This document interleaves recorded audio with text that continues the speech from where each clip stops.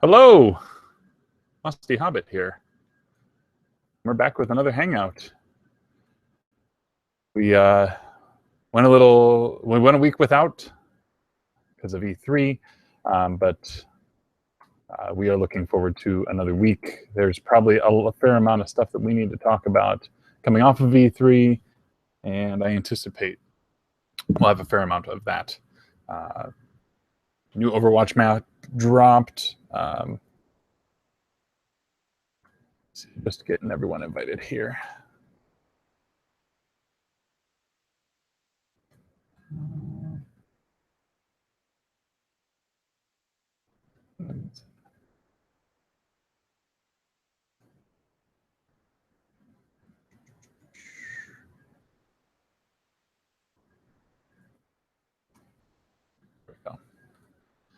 Yeah, should be a good night. And my new little boom mic here, slightly more official, but in the hang of this new layout here. And I'm going to make sure that I've got chat going because... Oh, busted. Yep. Fitnat saw me on the Overwatch. Yeah. You caught me. Yep. I checked my Xbox app. I'm like, why is the hangout starting late? Oh. Yeah. So those are a couple of them are old Halo 3 friends. And they had talked about bringing me in at some point. They've got a group of like 38 people who, pretty much are playing Overwatch nightly. We just played the Horizon map. Nice. How was it? It's a pretty good map. 2 capture point. I actually held my own playing as my main characters, which was great. It was different playing with people that I wasn't as familiar with. So, but they, yeah, it's exciting. Hello. Hey, Jason. What's up? Not just doing the drop by today. No, I'm in. Good. Good. How are things? I'm echoing. Uh-oh. Is it? Do you have your stream going? Like on YouTube separate? No, I don't have anything open but this, actually. Hold on. Oh, there we go. It might be me. Potentially. I seem to remember something similar happening a few weeks ago. Well, now I'm actually putting the mic in front of... let's try doing something. But I wasn't echoing. That's the weird part. I might not be anymore, am I? Very, very mildly. Yeah, I can still kind of hear it a little bit. It's not an issue. Oh, there we go. I think that's it. Okay. Yep. Is it me? I think it might be the boom, yeah. I think it might be picking up the speakers and then feeding back. No, I don't hear it now. Wah, wah. It's just you have to hang there with the cord in your face all night. Oh, well, hold on. Hold on. There's this thing. Eric. Eric. Hello. There's a clip. How you guys doing? Pretty good. How's that baby? Good. Just got his first bath tonight. Oh, did he like it or not? Half. He hated it when we were like scrubbing him, Mm-hmm. But he liked his bathtub's got like a little shower head on it. Yeah. It's powered. It's powered by like D-cell batteries or whatever. And he loved that. He loved the little shower head. As long as you were just rinsing him with water, he loved it. But aside from that, once you touched him, he was screaming his head off. Oh, that's funny. He's a joy, though. I love it. Every minute is awesome. Yeah, enjoy it. Yeah, definitely. What's it been now? 2 weeks? Yeah, he was born on the 2nd, so today's what, the 20th? 21st? Okay.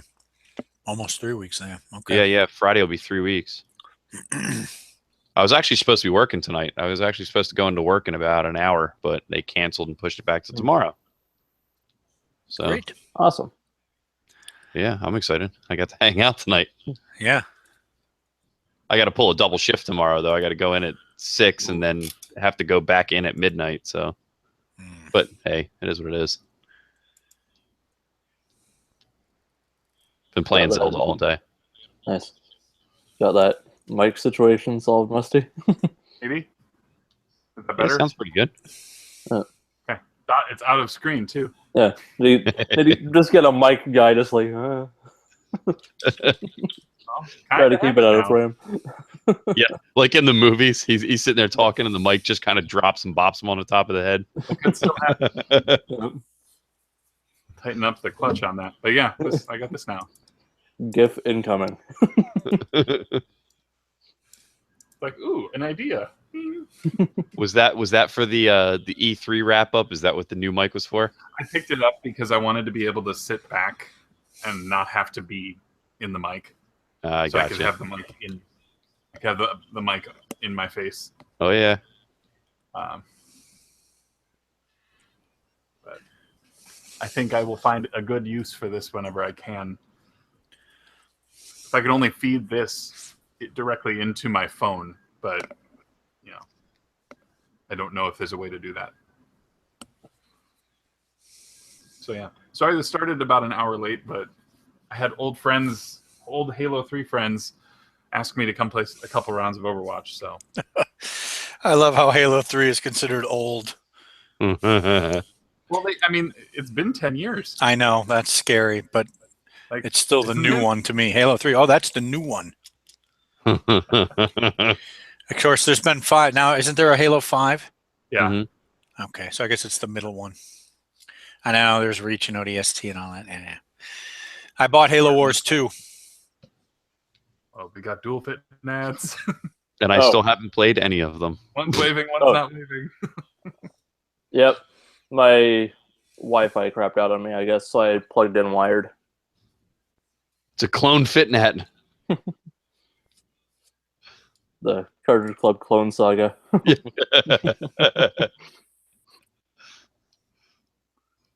I say we should almost dive right into pickups, considering what time it is.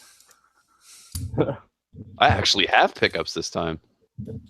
I'm back in the swing of things of buying stuff I don't need.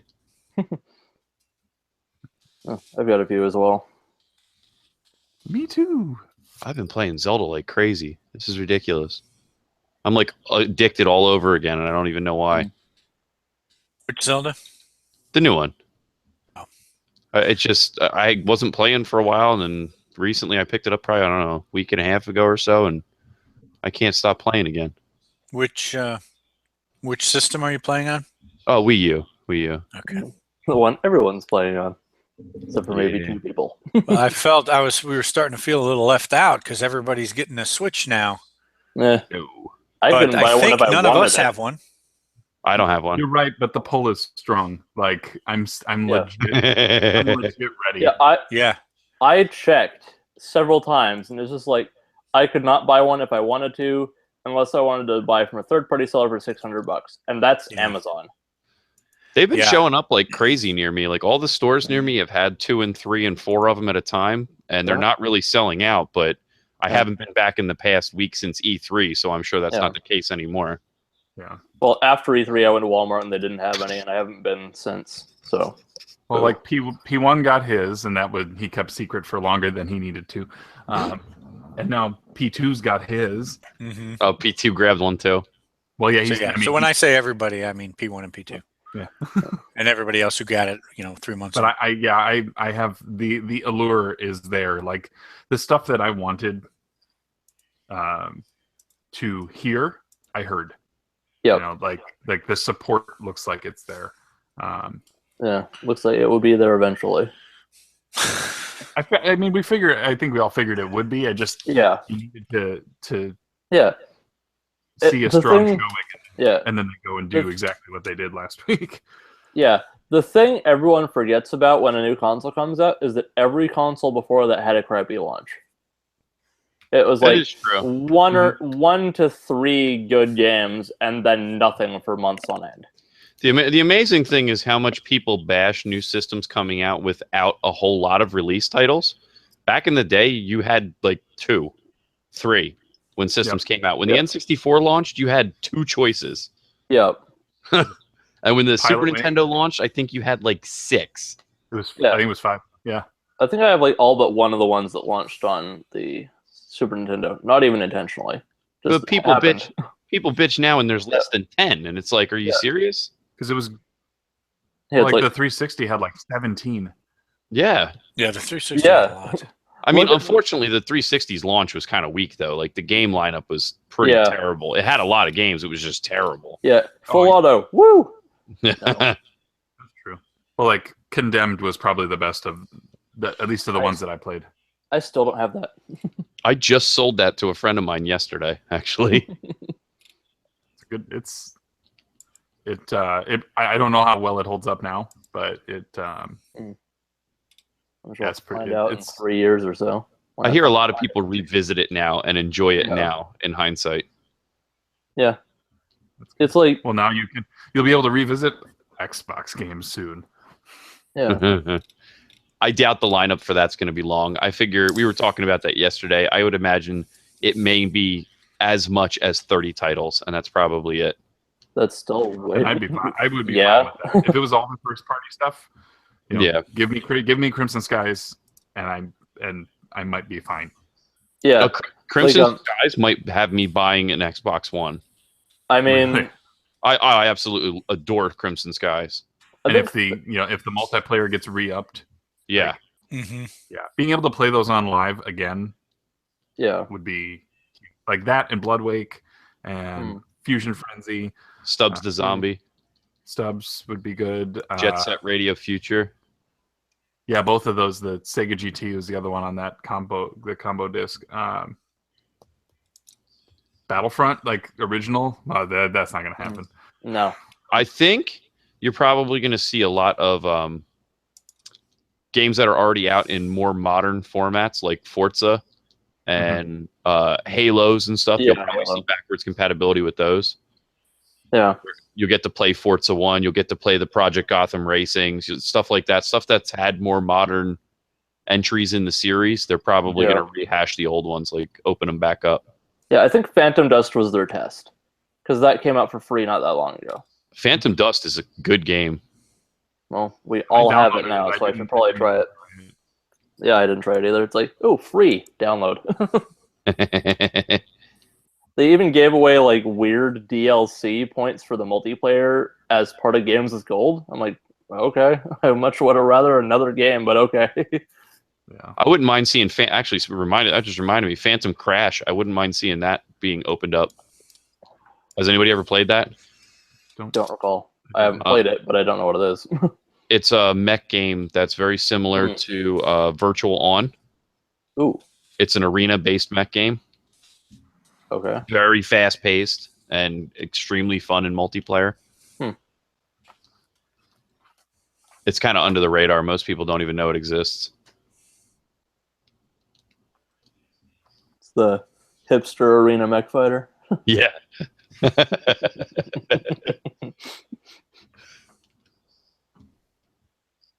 I'm looking at pickups, and I can't remember what I have and haven't shown. Mhm. I at least know what I definitely haven't shown, because the stuff that I had gotten after the last Hangout. But there's like a wave of stuff between that I'm just not sure on. First world problems. Yeah. I don't know how many games I bought. I can't even find them all. But yeah, so I am looking, like, there was one in stock, and I knew that I've got stuff set aside where it's like that Xbox Purge that I've been sitting on for months and months and months, like, might actually come in handy. Oh, actually, I just saw somebody posted up something about GameStop doing some kind of crazy trade credit thing right now, where if you get extra % trade credit on what you trade in based on how many pre-owned games you're buying. So, like, if you buy 2 pre-owned games, you get 20% extra on all your trades. If you buy 4, you get 40%, and if you buy 6, you get 60%. I think that's how it works. I mean, I don't know how well they're doing on pre-owned Switch games right now, but I'm sure they have probably a couple. Yeah. Bomberman out the wazoo. Yeah, I'm sure, yeah. But if you buy like 4 cheap Switch games and you're getting extra trade credit on a bunch of garbage that you have, that's not too bad, Yeah. Well, that's the thing. I've got like 50 Xbox games I'm sitting on, so. Yeah. I wonder, now that we mentioned that on those levels, I wonder if they'll start taking original Xbox games again. Probably not. Maybe once the list is released. Yeah. I meant like when it kind of gets going. Yeah, because they don't even touch PS2, and PS2 is far more popular. Yeah, but it doesn't have backwards compatibility on modern consoles. Also, though, the value just isn't there. You might see some slight increase with backwards compatibility now, but I don't even think it's going to be that dramatic. Because when they opened backwards compatibility for 360, games moved by like $1 or $2. Yeah. You saw Call of Duty Black Ops go from $5 back to $10, and that was like the highest jump. There it was. Up to 60%. Oh, you looking into that thing now, Musty? Yeah. You've piqued his interest. I didn't see it on their site. But it depends on what they're looking for. Like, this just says up to 60%. Hold on. It says get up to 60% extra trade credit when you trade. And then if it's 2+ games, you get 20% more. If it's 4+ games, you get 40% more. And then if it's 6+ games, you get 60% more. See, I couldn't understand if it was when you're purchasing 2 games, 4 games, or 6, or when you're trading those in. That's what this says, is when you trade in 6+ games, you get 60% extra credit. Ooh, I might actually do that then. I might get rid of some retro stuff then. Musty, where are you finding that? It's on their website. Values section. Because that could go valid from 6/19 to 7/9. Yeah, on some of the retro stuff, they already offer a fairly decent amount on some of the relatively common retro things. So it may be worth even liquidating a little bit of that stuff if you know you can get it back again pretty cheap. I was gonna say there's some Wii U stuff that, like, to be honest, like if I would get a Switch, like I could trade Zelda now. And probably get enough to buy a brand new Zelda with it. Right. With that 60% extra trade credit, if you get rid of 6 games, that's what they give you for Breath of the Wild. You probably almost have enough to buy the damn Switch copy of it. Well, I would say that, and potentially like put a good dent in the Switch itself. Mm-hmm. But yeah, there's like an extra 50% if you trade in, or an extra $50 toward an Xbox One. An extra 25 if you trade in a PS4, Xbox One, Switch, Wii U, new Nintendo 3DS or a Vita. Do you think those stack? I know it stacks with your power up rewards. I think you get the extra 10% on top of it. No, I mean if I traded an Xbox One and traded in for a new Xbox One, can I get the 25 extra credit for trading in an Xbox One and get 50 extra credit towards the new Xbox One console? I would imagine, yeah, because essentially that could be a trade up. Like you were going for a higher, going from a 500 gig to a 1 terabyte. So I'm sure they would honor that. Okay. So yeah, if you traded in an Xbox One, you get 25 extra credit, and then if you put that credit toward a new Xbox One, I mean, really, to me, those are two. I don't know how. The one thing or is, like you went from an Xbox One to an Xbox One S. That's what I'm thinking of doing. Yeah. Hell yeah. I'm sure they would. I get give you the extra? The 75 extra. You could probably sweet talk them into it. Otherwise, otherwise you'd be better off taking the 50. You'd be better taking the 50 and not trading in the Xbox. Or you could do it as 2 separate transactions, right? You go in and you trade in the Xbox, get your $25, and then you bring in other stuff to trade toward. Oh, that's when you trade your tech. What does that mean? Yeah, they don't. The details here are lacking.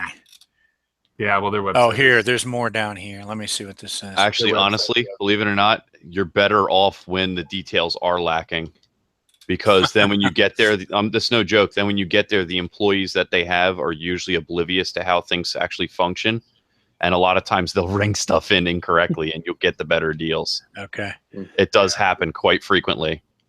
This one for tech not sure what- does say it does not say it's good with consoles, smartphones, tablets, wearables, streaming media, smart speakers, and media players. Well, the Xbox One plays media. Welcome to our Does a figure Kindle- out the logic of Does a GameStop Kindle Touch- segment. Kindle Touch has media, right? Show up with a That would Zune. be- Yeah, I got an old MP3 player from like 2002. I got a Zune laying around. They're buying those now, right? Yeah, right. Yeah, right. Here's what you can do. You can bring in the Zune, try and convince them, like, just pretend you're oblivious and try and trade it in and try and convince them for like 10 minutes and then say, oh, never mind, I'll just try and trade in this Xbox One and just pull it out of a bag. And they're like, oh, thank God, we'll give you a bunch of credit and not talk about the Zune anymore. That's right. Smoke and mirrors. It's all smoke and mirrors. Wow, they don't even have normal Kindles listed. That doesn't surprise me. Yeah, actually, with all this talk, I think I'm going to take in some retro stuff and get some fat trade credit. Get rid of some junks. Is it pre-owned games only? It does say games only. Okay, yeah, that's still, I can get rid of a bunch of junk, scratched up discs and crap. But yeah, I mean, you could go in and do multiple trades with 6 items. Yep. Or, I mean, actually 6 plus still gets you 60%. So actually, never mind. Do it all. Do it all at once. I'm going to go ham, I think, probably this weekend coming up. Oh, no, too many games is this weekend. You going to that? Oh, hell yeah. Yeah. That's RP. That's my PRGE, basically. Yeah. It's as big. Yeah. It's one of the it's one of the biggest cons in the country. Yeah, I'd like to, yeah. And this one's primarily vendor hall. Like they have panels, but the panel rooms are small and like the lines are long, so this isn't even one that I mess with. And they've only got 2 panel rooms. So it's not like you're having crazy amounts of stuff going on, but it gets every big YouTuber out there, and the vendor hall is immense. Yeah. And I always come away with a sick deal. Last year was Mega Man on the Game Gear for $40. Wow. I got a complete in-box Axlay. I traded Jurassic Park Operation Genesis on PS2 and Time Splitters Future Perfect for a CIB Axlay. Wow. And then the year before that, I found Cannon Spike complete for $20. Oh, Cannon Spike, really? Yeah. That game's worth way more than 20. Oh, yeah. Wow. So I don't even go with anything in mind to TMG. There's just so much to look at that if I focused on things I was looking for, I'd miss out on the deals. So I tend to go in just kind of blind with a fat wad of cash in my hand and just look to snag deals. Okay.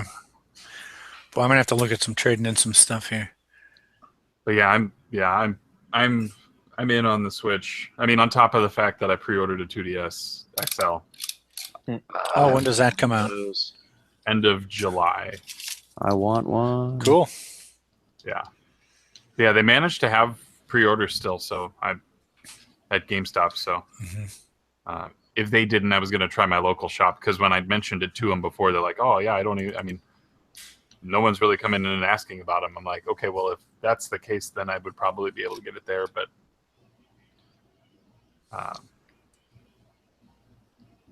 I just have less. I guess I have less fears of GameStop not getting inventory than that local shop not getting inventory. Mm. But yeah, there's something about like I'm shifting back to portable for some reason. Especially for console games. I don't want to get. I mean, I've been cleaning up a little bit. Got some new shelves, or these new like plastic bins, like 5 stacked. Nice. But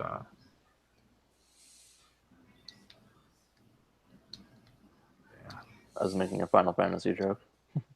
Final Fantasy talk. Not again. But So there was no hangout last week? no. No, we ended up, since we did that E3 coverage, I was burnt out by the end. There was just no way. And I had tried seeing if somebody might offer to run it on, in place, but of me, just so I could like show up and then leave without having to say, "Oh, I'm turning off everyone's hangout." But yeah, I was 8 hours of live stream over 3 days is tough work. Oh yeah, no, I definitely understand that. I love watching people Twitch stream and stuff, but I don't know how they do it. I could never do that. And stay in that Yeah. at that level where you're still entertaining. I mean, you watch some of those 24-hour streams and they're just dragging at the end, and it's just like they're just spent. Mm. It's kind of how I felt with E3 last week, but yeah, it's good though. We jump right back in. Hey, Ryan. What's up? Hello. What's up? Hello. Hello. Hello. Hello. Hello. Hello. Hello, everybody.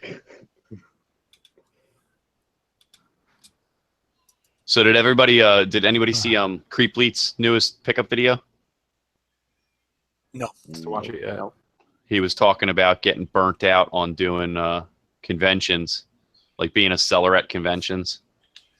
And because he said, I guess he set up just like a little minor, small piece at the last convention they had. And he's like, I sold one $5 game. And that was it. He's like, for all the effort of packing up and everything and setting up, I've sold one $5 game. Was he just priced out of the market for it, or for his stuff, or did he have too know. expensive things? I think, you know what? Honestly, I think it's probably starting to get flooded out.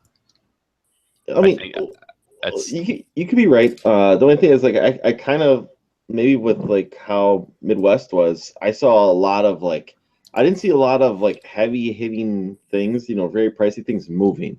I saw maybe right away when the doors open, I remember just seeing a guy just stack up probably about $1,200 worth of NES games and just threw his credit card down and said, "Here you go." And that's like the biggest transaction I saw the whole day. Otherwise, most tables that I went with that I thought, even though stuff was expensive stuff, rare, expensive stuff, I still think it was a little overpriced. And now it's overpriced probably because they expect people are going to be, trying to get a deal, barter it with it, to get it probably back down to, the normal eBay price. But I didn't see much of that stuff move at all. I think people they overpriced what they had basically. If I'm spending a certain amount of dollars to get into a convention, I better get it for at least slightly below eBay price. And I wonder if because people weren't willing to give eBay prices, the stuff wasn't moving. Yeah, I know for sure at least that I'm starting to see like a weird shift, and people around me on the Facebook groups and stuff are you're starting to see more of looking to trade my rare games for your Marios and Pokemons again. Which is an indicator that like you said, the rarer stuff and the more expensive stuff just isn't moving well. And some of these guys are guys that I see sell at flea markets and guys that I see sell at conventions, and they're looking to unload the harder to find and rare stuff and expensive stuff for $20, $30, $40 titles that they can get rid of quickly. Which it was kind of the opposite thing only like a year or two ago. Everybody was like on the hunt for those rare and hard to find games.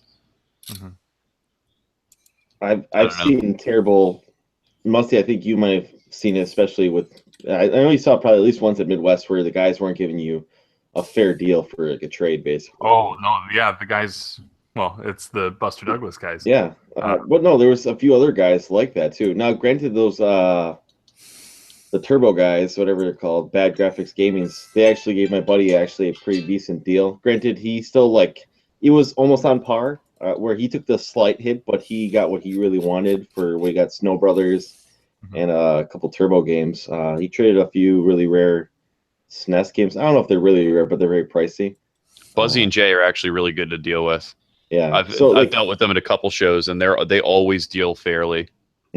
and that's the way he felt about it. Basically, he felt like those guys weren't ripping him off. If anything, they were happy with what they got, and he was happy with what he got, and he didn't have to do anything stupid to get the deal either. So, from what I've seen, at most cases at shows, I've seen them guys give around 60 to 70% sometimes on games, which is just outrageous for a dealer to give you 70% on a game. From my understanding, I guess they both have like complete collections of almost everything too. Well, they both, I think, they both have complete collections of NES at this point. I think that was, I think, their big goal for both of them is they were both big on NES. But I'm sure they have probably massive collections of other stuff too. But the last couple videos I seen where it was showing like Jay's game room and stuff, it looks like it's mostly NES stuff.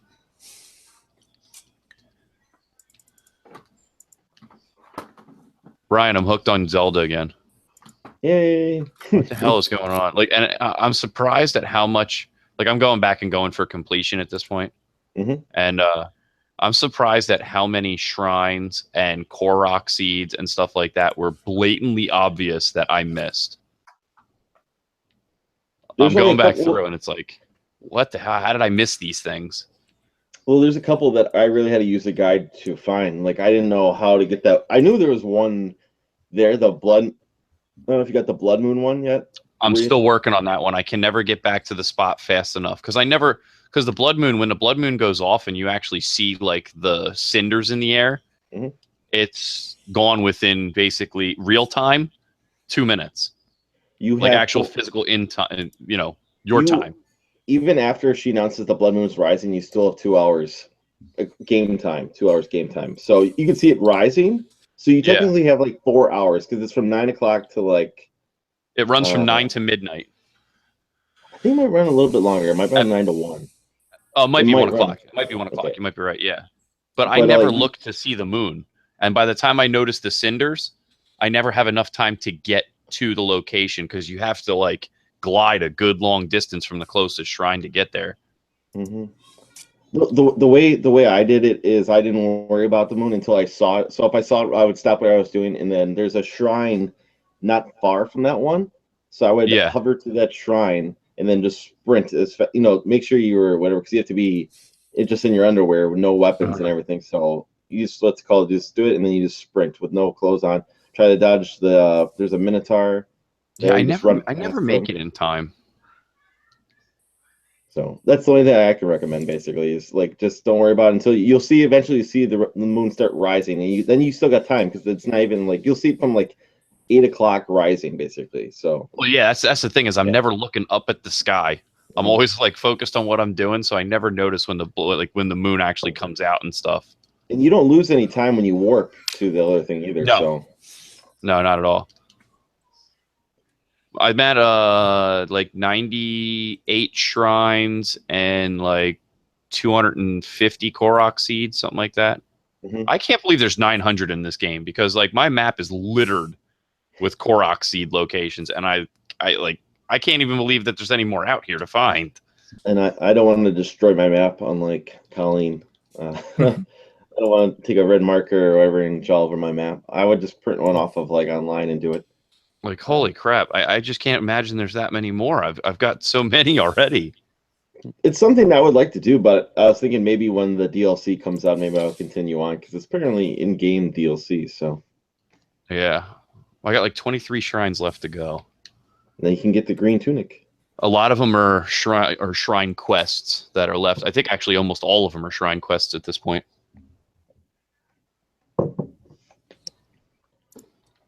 I always start when you get so overpowerful towards the end there. Those shrines that You look forward to what do you call it? Just getting the battle ones because you're so overpowered and you just walk right through them basically. Yeah, I just had a major test of strength one. It was great. And I actually just went and whipped the shit out of 3 Lionels. And then I hit a blood moon and went back and killed 2 more of them. I love fighting Lionels, man. That's like that's my favorite part of this game. They're so much fun. I try switching it up and like beating them with like weak weapons. Instead of just using my strongest thing, I like beating up on them with crap weapons just to make the fights last longer.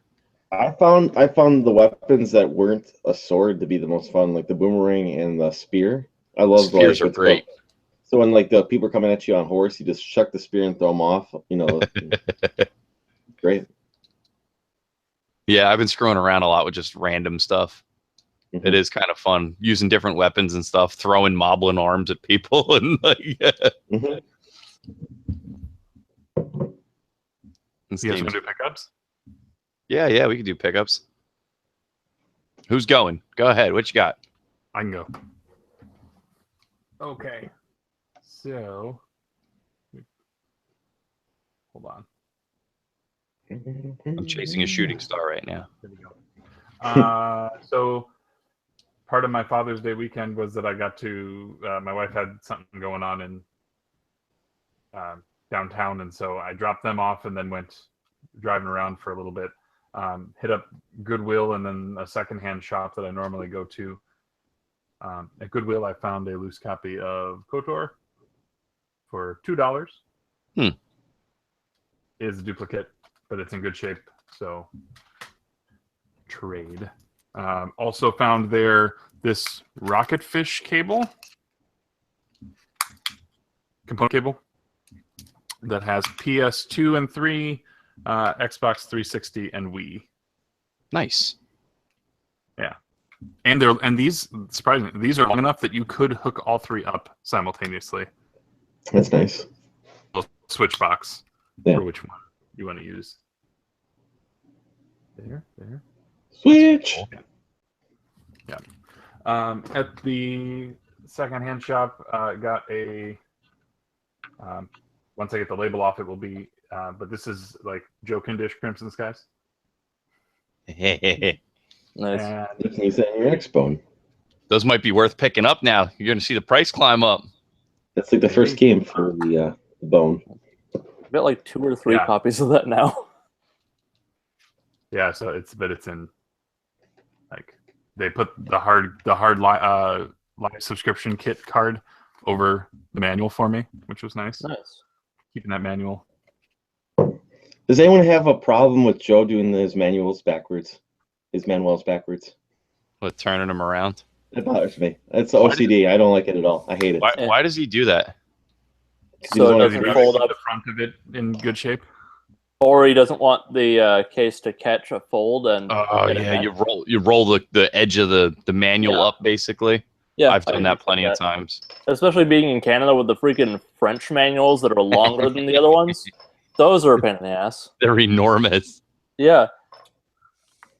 But yeah, Sorry, so I mean, no, you're good. Normally they do their original Xbox games at $5, but when they have been there for 2 months, it becomes 50% off, and then 3 months becomes 80% off.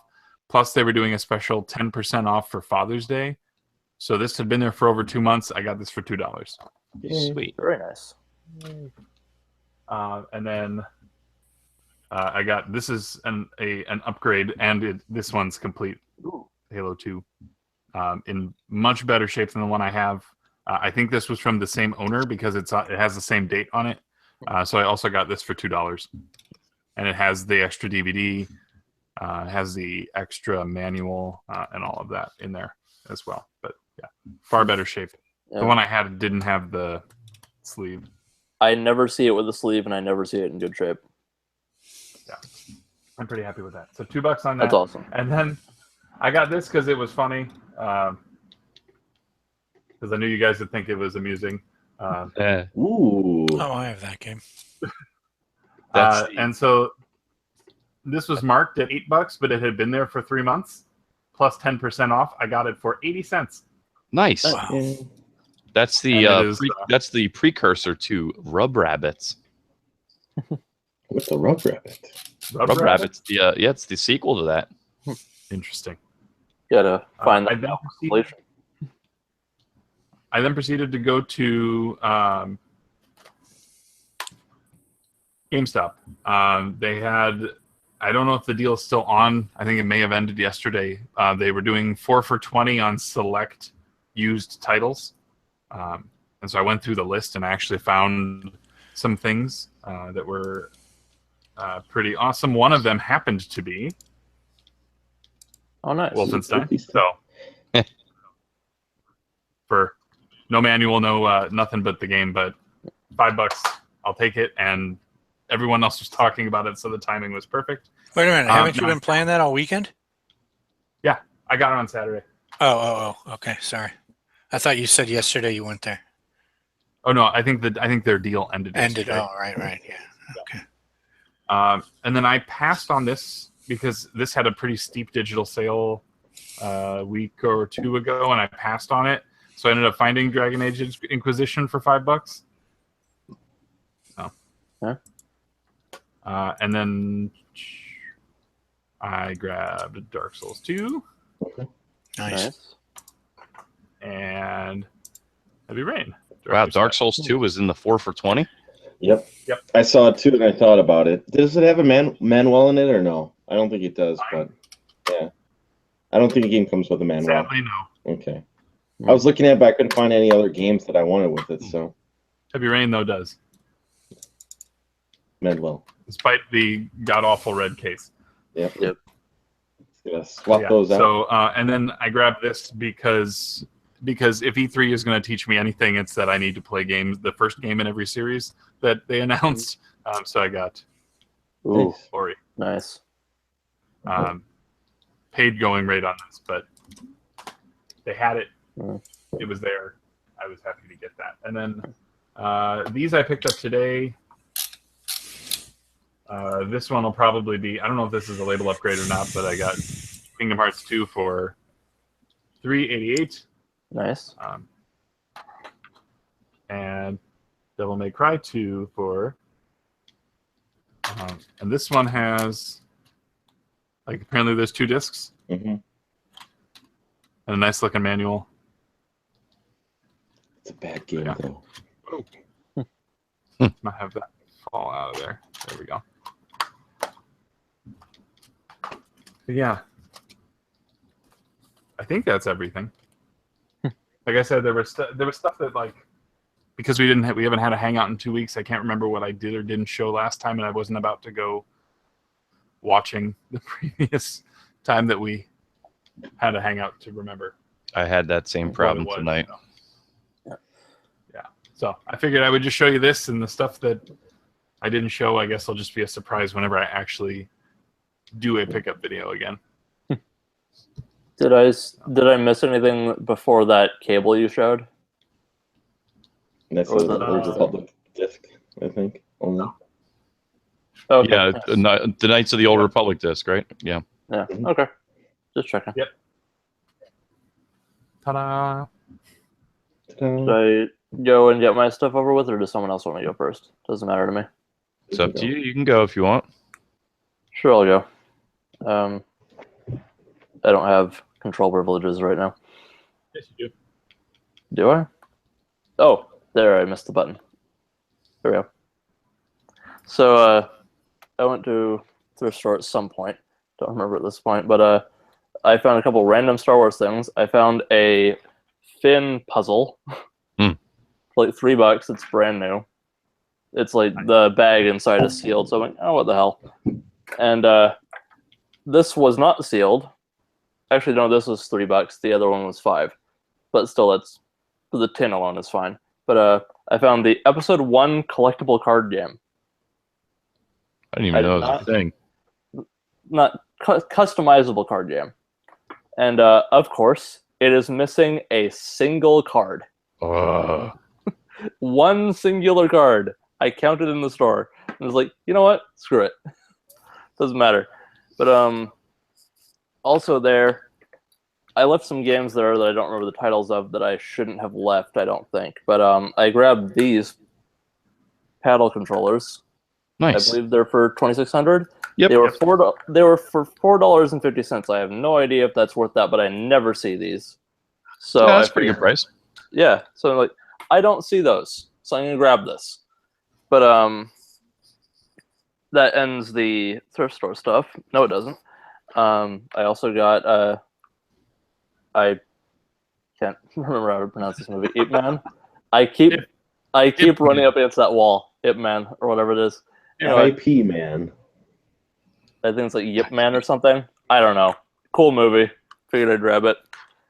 And to end the Star Wars note from before, this just came out today. It's the second hardcover comic collection of the main Star Wars book.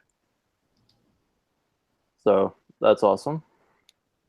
Issues 15 to 25 in the first annual. And last non-video game thing is I ended up seeing this on sale as the complete series of Speed Racer. Oh, that's pretty cool. Yeah, it was $20. What sold me on it, I don't know if anyone saw my tweet before, was that on the back it says includes Japanese audio track because it's an anime originally called Mach Go Go Go. Mm-hmm. And so I pop it in and I'm searching for 10 minutes for the subtitle option. Not there. I then look up the Blu-ray. Misprint. Oh. So it doesn't have it. But it makes God. sense. It's a 60s anime that was localized for American television. It's going to be edited to hell, so I should have thought about that ahead of time. But good news, $20, 52 episodes. Not complaining about that. Not complaining about that at all. Also, actually good packaging. It's not in a stupid cardboard sleeve of crap for the discs. And anyway, two thematically similar video game pickups. I got Dragon Quest Heroes, first one. And Nice. played a little bit of this. Pretty good. Dynasty Warriors. But goes toward that collection. And filling a gap from a previous Hangout pickup section, Dragon Quest V. Nice. Does that complete your set? It completes 4 through 8. But yeah, I ordered this on Amazon. And I thought I was overpaying for a loose copy, but I was underpaying for a new copy. So that's cool. Wow. Good job. Yeah. Yeah. So that's it. Cool.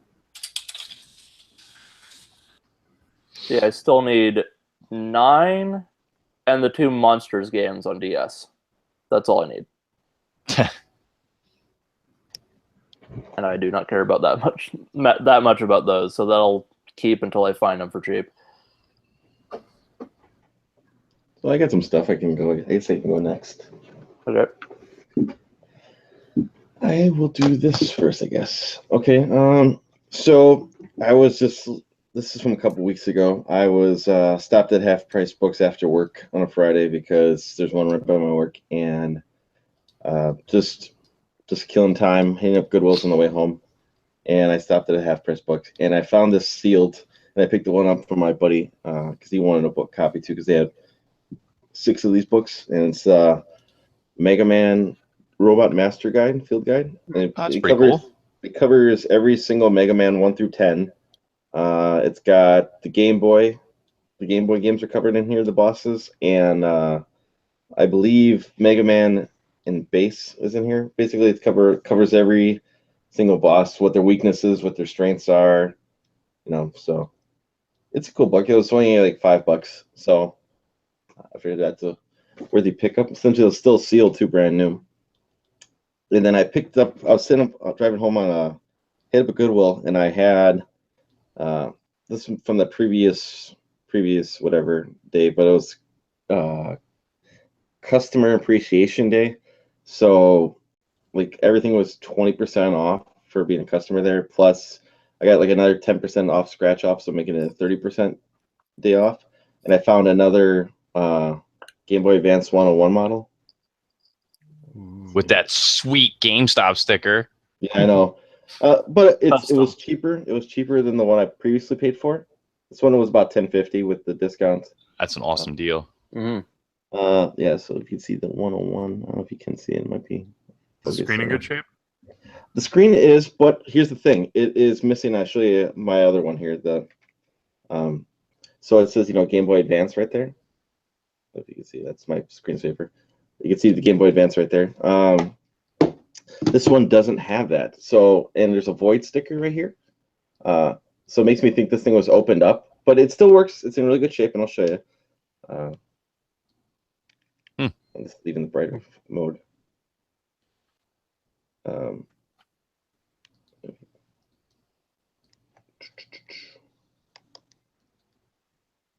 So it's in really, it works. It's in pretty good shape. But now I'll just continue the part of the story. Why one of the reasons I picked this up, another one of these besides the deal being good, is I've been watching a lot of people do the screen mod for the original Game Boy Advance. So one of the things I did is, because the Carney had a Father's Day sale going on this weekend, I made it a goal to see if he had any of them in stock. So I ended up picking up one of these, the original purple model, which is the one I had growing up. So I will be doing the screen swap with this one. It's going to Yoshi. So I'm going to be having Yoshi do this one. This one's, like I said, this one's about $10, and he threw in that game that I actually had in here. The reason why I threw it in there is because when he was asking me which one I was looking for, I said, just give me some of the solid color ones. So he had his wife go out in the back and bring out like a tub of 50 Game Boy Advances, because he told me he was overstocked with Game Boy Advances, the original model. So originally he has these marked at 25, but he marks it up because he knows people are coming in for the sale, because it was 20% off the asking price on the store for the sale. So I was going through that big bag, and when I found this one, and it's in really good shape with the back case on it, because some of them are missing the back case or they didn't have the correct case on. I found it had a copy of Minish Cap in it. Nice. And I could have been a sneak and not showed him, basically, but I was honest, and he goes, because you're honest, like, yeah, because I found another one right as soon as I pulled the next one I pulled out had this one in it. Which is the Magical Quest starring Mickey and Minnie, which is just the Super Nintendo game, but it's ported for the Game Boy Advance.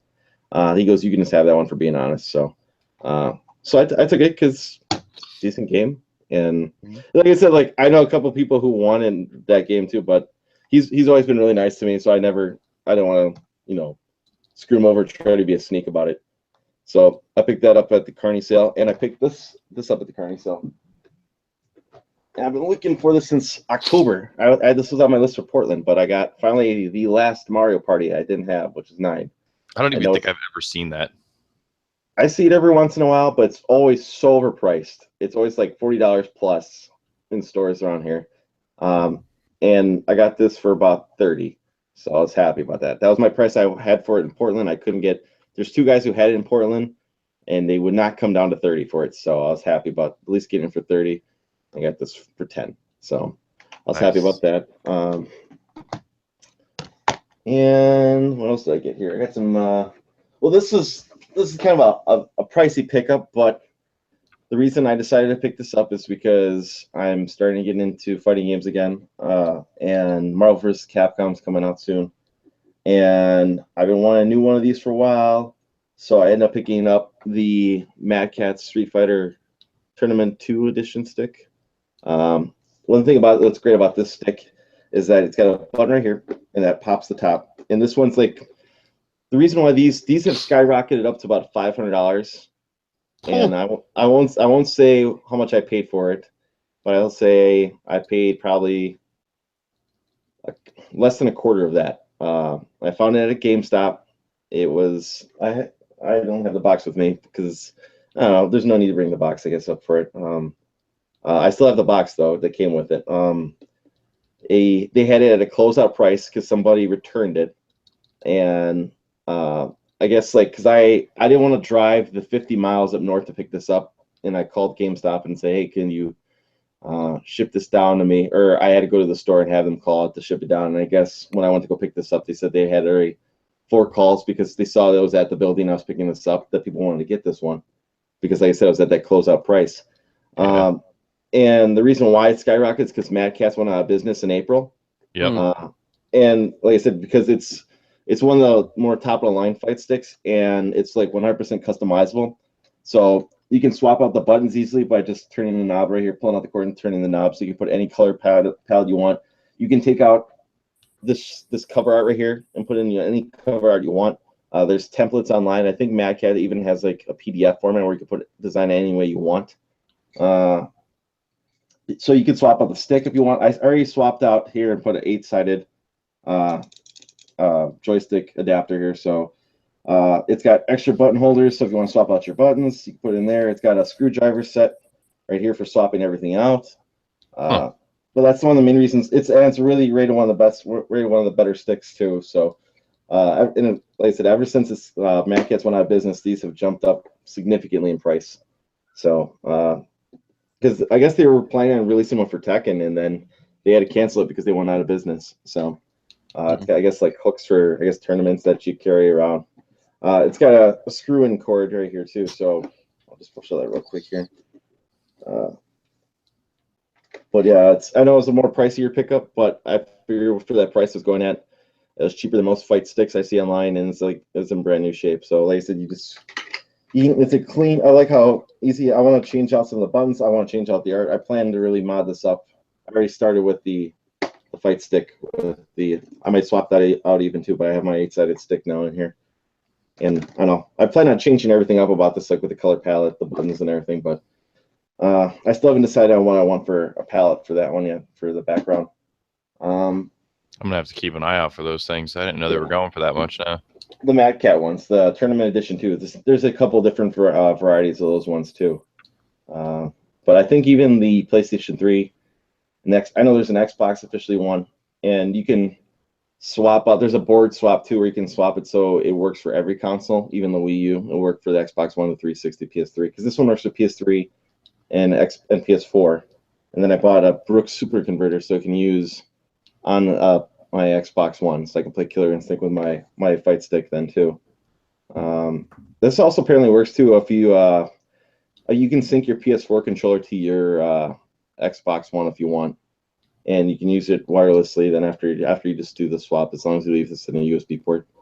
But all I use it really though is for Killer Instinct at the moment. Do all the PS3 Mad Cats ones work on PS4? Yes. Okay, because I've got the PS3 Street Fighter 4 one, like the cheaper one. Mm-hmm. So that should work on PS4? They should, yes. I know PlayStation said everything, all PlayStation 3 accessories will work on PlayStation 4. And I can confirm at least my old Hori PS3 fight stick works on it. So I would say probably, yeah. So I haven't heard anything. Awesome. I'll try that later. And then because everyone's talking Wolfenstein, now I already have the New Order, but I don't have until this week. I got the Old Blood, so the DLC that came with the New Blood, or New Order. So while everyone's playing the New Order, I'll be playing the Old Blood and sticking it to it. 'Cause I'm a rebel. So, The OG. Everybody's rebel. on the new hotness, and you're on the old busted. I already played that old game. So, and then I picked this up. I picked this up for my friend because we always play these games for party games and we enjoy it. But he has this one, so I'll just keep it for my 360 collection. It's the Scenits, one of the Scenits here. I love these games, good party games, especially if you have the clickers. So I have that one. This was $2. And I found this right next to it too. I found Namco light gun for the PS1. Nice. So, gun cons. This one was a $5, but that's fine. Because now I can have 2-player point blank, I believe. Because I already have the other one. Get more here. This is 2 weeks of stuff here, guys. This was for Yoshi if he was here. But it was Game Gear. Yeah, plus I got this one on senior discount day. Found this on senior discount day. It doesn't work. I mean, the light comes on, but nothing comes on the screen. Yoshi didn't care. He said he'd take it. So it's a Game Gear with the back panels and this thing. I don't know how many people see it with this ever. And then I found a car adapter for it in the baggie. This wasn't Joe or Bill trickery where you put stuff extra in a bag here, you know, and it came with the power adapter too. So for $10, he, like I said, he wanted it. It could be a swap for work for me, so I'm sending it to him for labor. I'm surprised you're not going to try the Game Boy Advance on your own. Nah, it's better off just to send it to Yoshi. I thought there's one thing you have to solder, and I'm not comfortable with doing that yet. So I thought about it, and there's like one thing you have to Dremel out. I've showed that stuff before. A couple of controllers, $2 a piece. So you got see-through purple one and a blue one. So if you never have enough PlayStation 2 controllers, seems all they just die. And I think there's one more thing here, and it's for Musty, because he doesn't have one of these, and I found it at Goodwill for $30. And it only has a power cord, but I imagine Musty's got an HDMI cord, but it is a PS3. Nice. So Musty can have a real console for a change. So Have you tested it? yes, it does. It works. Discs work inside it. What's up? Discs work in the Correct. Blu-ray discs work in there? Yes, they do. Okay, because that's the problem I ran into. I tested it out for an hour. Everything seemed to work fine. It connected to the internet. Everything. Played a couple games on it just to try it out. The person who owned this before apparently never logged out. So if you want to play a Slugger 99 Musty and have full access to his account, it's still here. It's a 250 gig, and yeah. So like nice. I have the power cord for it. That's a good one. That's big. Yeah, I mean, worst case scenario, I can use this component cable that I just found, or just a straight HDMI cable will work, right? Yep. Yeah. It's got an HDMI port right there, and okay. So never mind then. I'll just use the HDMI and save myself the grief of component cables. Now you're playing with power, Musty. That's right.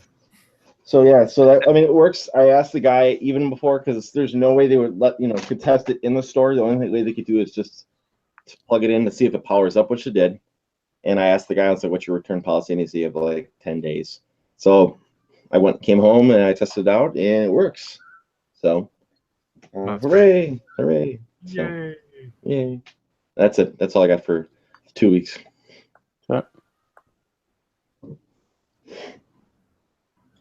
I got a bunch. Well, not a bunch of stuff. I got like 10 things or so. I only got 10 things. Yeah, well, it's just a handful of things. They're all cheap stuff too. Yeah. Local game store, checking in their $1 and $2 handheld bins. I think everything here was $1 a piece except for one. The one $2 one was Clacks on the Game Gear. Nice. And all the rest of these, I think, were $1 if I remember right. Speed Machines on the DS. The Berenstain Bears. Ew. Foreman for Real. GT2 Advanced Rally Racing. Dave Mira Freestyle BMX 3. All right. Yogi Bear and the Great Balloon Blast, whatever, Blast. Yep. And Armorines. So those $1 a piece and stuff. And then these were $1 a piece also. Kung Fu Panda and Block Party. Woo. GameStop pickups. These were, I think, $4 a piece. Cabela's Survival, Shadows of Katmai or whatever. Supposed to be like a survival horror Cabela's game. Yes. And a Natsume title, which on the back from the description and the pictures looks very much like Pokemon Snap, except with real animals, and that's Animal Kingdom Wildlife Expedition. It looks a lot like Pokemon Snap, and I love Pokemon Snap. Hit up another local... what that is with that title. Yeah. I hit up another local game store and caught him slipping on something, which has recently gone up in price thanks to a certain holy YouTuber. And that's Kim Possible. What's the Switch? Huh. Yeah, it's it's supposed to be a pretty good platformer. I'm actually looking forward to trying this out. Sorry, go ahead. No, you're good. All I was gonna say is it reminds me style-wise from the footage I've seen of it of something kind of along the lines of like, this is gonna sound like a weird comparison, but Power Rangers Super Legends or whatever the heck on PS2. Giving that one a whiff. Never played it. Giving a whiff there. No, I'm blind and I'm looking at the artwork on the back. Looked like you were sniffing it for a second. No, I'm just blind as a bat. Okay. Yeah, it just kind of looks like one of those kind of weird platformers on that system. I got limited run stuff. I don't know what I've shown and what I haven't of it, but this stuff just keeps coming in. Risk of Rain on the Vita. I'm no longer going for complete. I'm basically picking up the Vita games, and that's about it. And it came with, I ordered it with the vinyl soundtrack too, because the soundtrack I listened to beforehand before I ordered, and it's really good. Nice. So I thought it was kind of cool. And then I think this is the last pickup, right? Yeah. I got Hyper Light Drifter. This game is freaking awesome. I don't know if anybody's played it or not. It's a downloadable title. Caleb did a review on that. He loved it too. He's the reason I bought it. Yeah. I'd seen a lot of people talking. I heard a lot of people talking about it, and there was a lot of videos and stuff. And then I watched his video and was like, yeah, that definitely sounds pretty awesome. So I ordered it from IM8-bit, and it came in, I don't know, middle of last week. So I dumped like 2 hours into it so far, and it's an awesome game. It's top-down hack and slash, and I'm trying to think of what it reminds me of. I don't know. I can't really compare it to anything off the top of my head. But the style of it and the colors just fantastic, and it controls really well. So I recommend it, even if you're just going to download it, because downloading it I think is like $5 now. But from IM8-bit, it was like $30. And I think that's it. Yeah, that's it. You have anything, Eric? I don't think so. Okay. I don't remember. Nah. Meh. That would be the pickup How are segment. you getting along in Wolfenstein? Well, I was slightly ahead of you, but I suspect you've played since Sunday, so I haven't. I'm at the beginning of chapter 5. Oh, okay. Actually, I might not be slightly ahead of you, but the percentage said I was at 21 and you were at 20. That was good enough for me, so I turned it off. That might be achievements unlocked. Yeah, I think it's a combination of everything, because I think you must be further along than I am. Yeah. Huh? Yeah, I'm into what the chapter list says is the 6th level. I'm in the middle of it right now. Yeah, okay, yeah, you're definitely further along in the game. You just met some friends, right? Yeah, I met up with, Okay. Yeah. I don't want to give anything away. Sorry. This might sound kind of like a dumb question, but what am I missing with everybody playing Wolfenstein all of a sudden? They announced the second one. The teaser for the second one was just like everyone is intrigued, and then Pam's replaying it. P1 decided to go get it because P1 loves first-person shooters now. Yeah, that's weird. crazy. E3's done some really weird things to us. Like, all of a sudden, I want portable games and a Switch. And P1 doesn't want to do the tactical RPG. He wants the Mario 3D platformer and first-person shooters. The Anthem, he was talking about Anthem, how much he wants it. Speaking of Mario, didn't this might just be my imagination or terrible recollection from the past, but didn't Nintendo claim that Mario would never possess a gun? I was wondering about that too, because I think I had heard that once also. Like Maybe- going back to 8-bit Mario, I recall them saying that Mario was to be a wholesome title and that guns hold no place in Mario's world. Yeah, Mario's world, but in Rabbit's world, it's perfectly fine. But it's Or still, maybe no, that's actually no. Rabbids are in Mario's world. He's not in the Rabbids land. The Rabbids are in his land. Technically, it's a bullet bill shaped laser cannon. Blaster. It's still a gun. Not a I mean, gun, it's still a blaster. Well, if It's there's no still- trigger and you put it on your wrist, is that technically a gun? well. Then that's like saying, is Samus's arm cannon really a gun? No. Yeah, it's still a gun. No. Can't. Yeah. It shoots laser beams. I don't think so. But like, am I off on that, Eric? Like, I seem to recall that like from way back when, like in the '90s or something, them talking about that. I recall that too, and that's the first. I mean, I must have come across a similar thing because as soon as I saw that game, I'm like, huh, Mario's holding the gun. Mhm. Never seen that before. That's not supposed to happen. And I my memory wasn't as articulate, as well formed as yours, but I remember it was something like triggering it in me, saying, "Wait a minute, that's not supposed to be allowed." Granted, I don't think they were expecting Mario to go to the Olympics with Sonic the Hedgehog at the time either. Yeah, I know. That's the other thing. I remember there's a question in the Game Pro where the guy says, "Are we ever going to see Sonic and Mario on the same system?" And they're like, "Never in a million years." And of course, that's happened too. Well, let me Yeah, check my totally. watch here. Yeah. But Jason, I found the exact same thing odd that Mario was holding the gun in that game. Yeah, it's just like as soon as I saw the trailer, and because the first trailer that they did was atrocious. It was literally just a commercial. Instead of showing any gameplay or anything, it was just, here's this terrible video that tells you nothing about the game other than there's rabbits in it. Yeah, well, you know what the greatest video at E3 was? The Metroid Prime 4 thing. That didn't show jack squat. That's still the greatest ever. All right, I'm teasing. Go ahead. Not even a morph ball.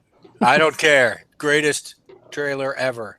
But it struck me so strange. Like as soon as I saw the trailer, I was like, this looks terrible. What is this crap? Really, with that Metroid Prime 4 teaser, it tells you everything you need to know. The game is coming. Yeah.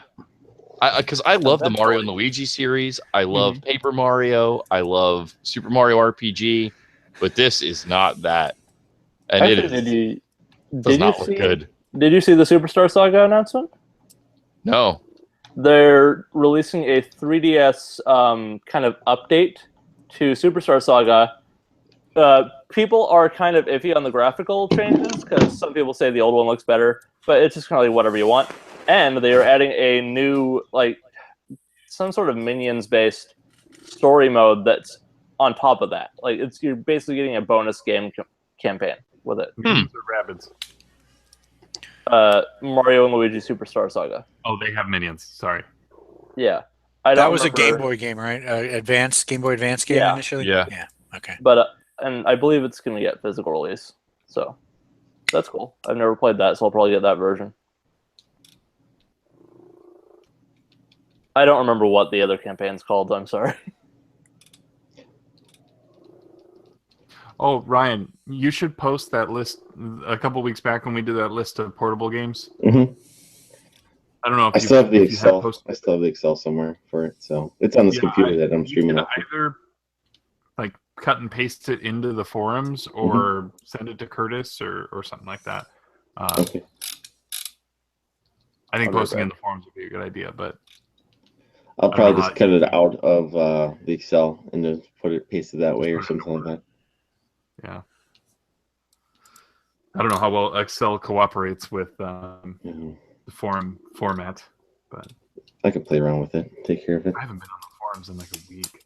I don't think it was like the first time I've done it in weeks. I was just bored at work for a while until shit hit the fan after like noon basically, and then it got really like fucking crazy. But for the first like 4 hours of the shift, I was just like, yeah, I'll see what's on the forums. Hey, what's going on over here? I couldn't finish Polykill today because of how busy it was the last few hours of the day. Yeah, actually, this is one of the few times I've ever been really behind on podcasts. I've kept up on STC Pod and Weekly, but everything else has just fallen by the wayside. Yeah. Should listen to Dollar Dorks. I did.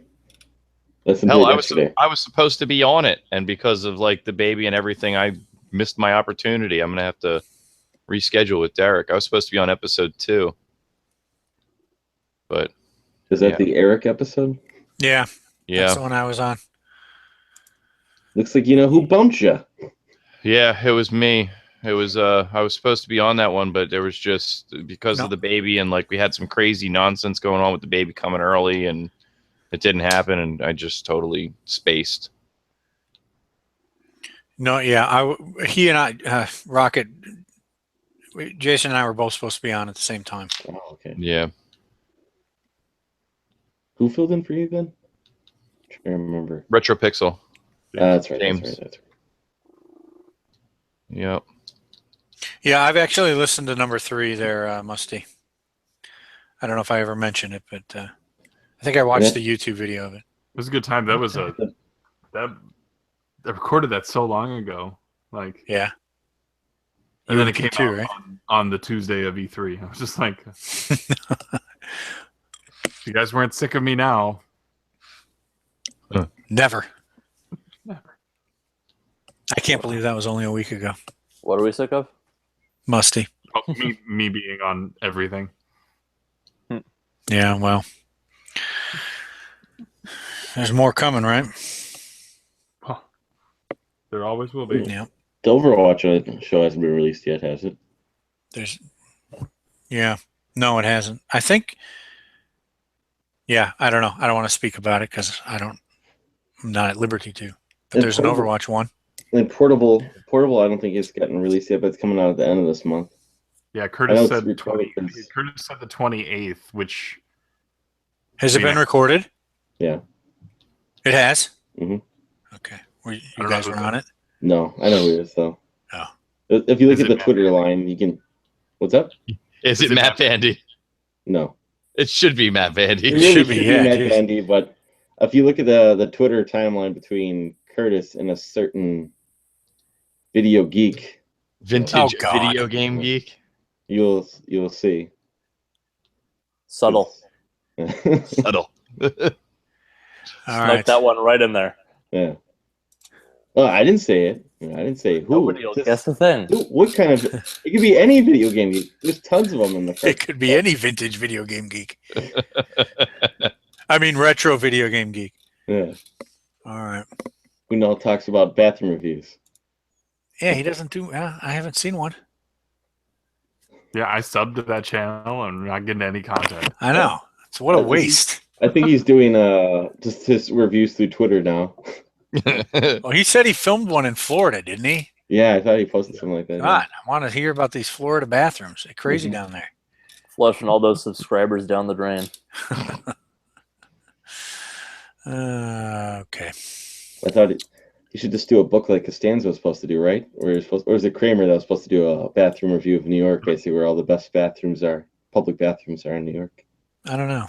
I thought it was George who knew them all, but it was Kramer who was into the coffee table books. So Yeah, I think that's but George had the idea for the stall doors to go down all the way. yeah. See if there's a foot in there. And if you go to last time I was in Vegas, and if you went to the hotel in New York, in the bathroom, like there's like at least I think all the bathrooms there. I know the bathroom I had to use had the stalls that go all the way down to the floor for the so you can't see who's in there. All it is you can see like on the switches of it's like green or red basically. That's Yeah. Okay. But I just found it funny. I thought that was I think that was a Seinfeld joke, but Chances are. yeah. Yeah. Chances are you made a joke about everything. Yeah. All right. Well. Mhm. What else? Oh. I was going to go back to Wolfenstein, but I don't know if we should do that. We can. The game's 4 years old now?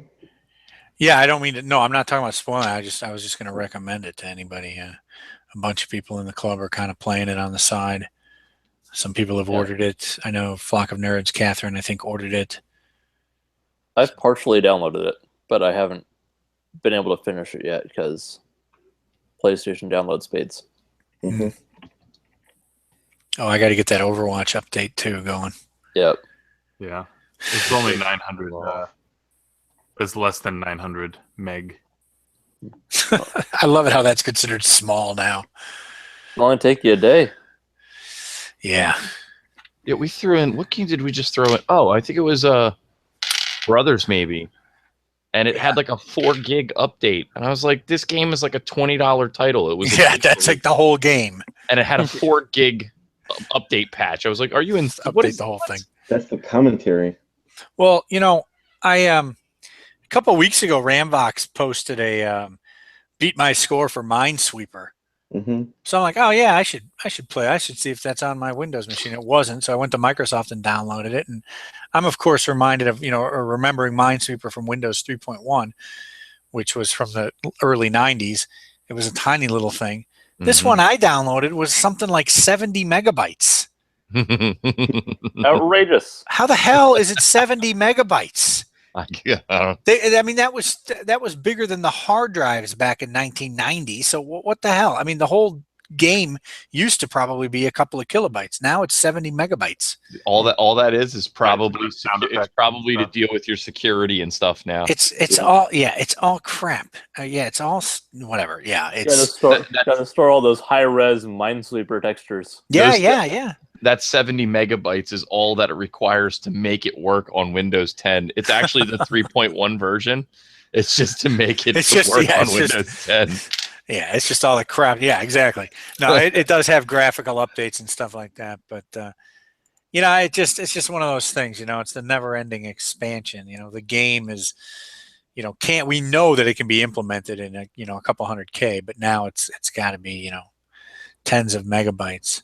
The amazing part, like you said, though, is that just the actual scale increase is almost exact anyway from what you were dealing with back then with your hard drive space and how big file sizes were for what you were using. Yeah. Compared to what we're using now is almost exactly the same, just the numbers are higher. Yeah, it takes up the same percentage of my hard drive, right? Yeah. It just Now you're dealing with 1 terabyte and 2 terabyte drives, and everything you put in is 4 and 8 gigs and 20 gigs.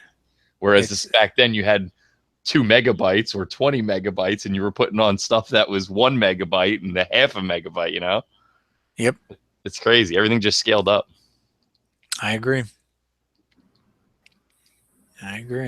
Who's getting Samus Returns? As soon as they put that special edition up for pre-order somewhere, I will get it. Driving me nuts. GameStop still at least has it for pre-order. I don't know, online it does. I don't know if in the States, yes. Yeah. Let me clarify. In Canada. Best Buy is sold out, at least online is for their pre-order. I still haven't even seen that physical copy of Oreo showed earlier. I don't think we ever got that here.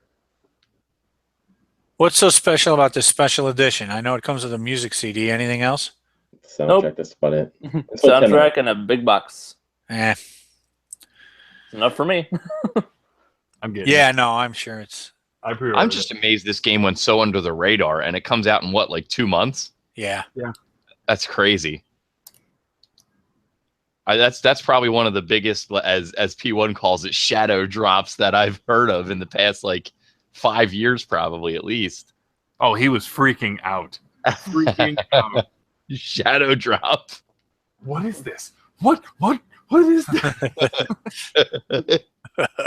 Metroid 2 shadow drop. Yep. They should, that would have got me more hyped during the show if they would have showed it during the stream, basically. But I understand you want to have surprises. And they said, if we go back and listen to it, Reggie says they're going to drop more surprises throughout the 3 days at E3. The other surprises were they're crap. They're crap. There's some samurai choppy game. Boring. The sushi one? Yeah. Did you watch the trailer on that? It's insane. So is this Metroid game, is this AM2R? Did they just steal it from those people and finish it? I mean, that one still has very much a pixel style. Yeah. That one is like the fan mentality of it must be exactly Super Metroid. Mm-hmm. This one's like a 3D remake with like new moves and stuff. 2D, 3D, basically. It's 2D, but with 3D dimensions, basically. 2.5D.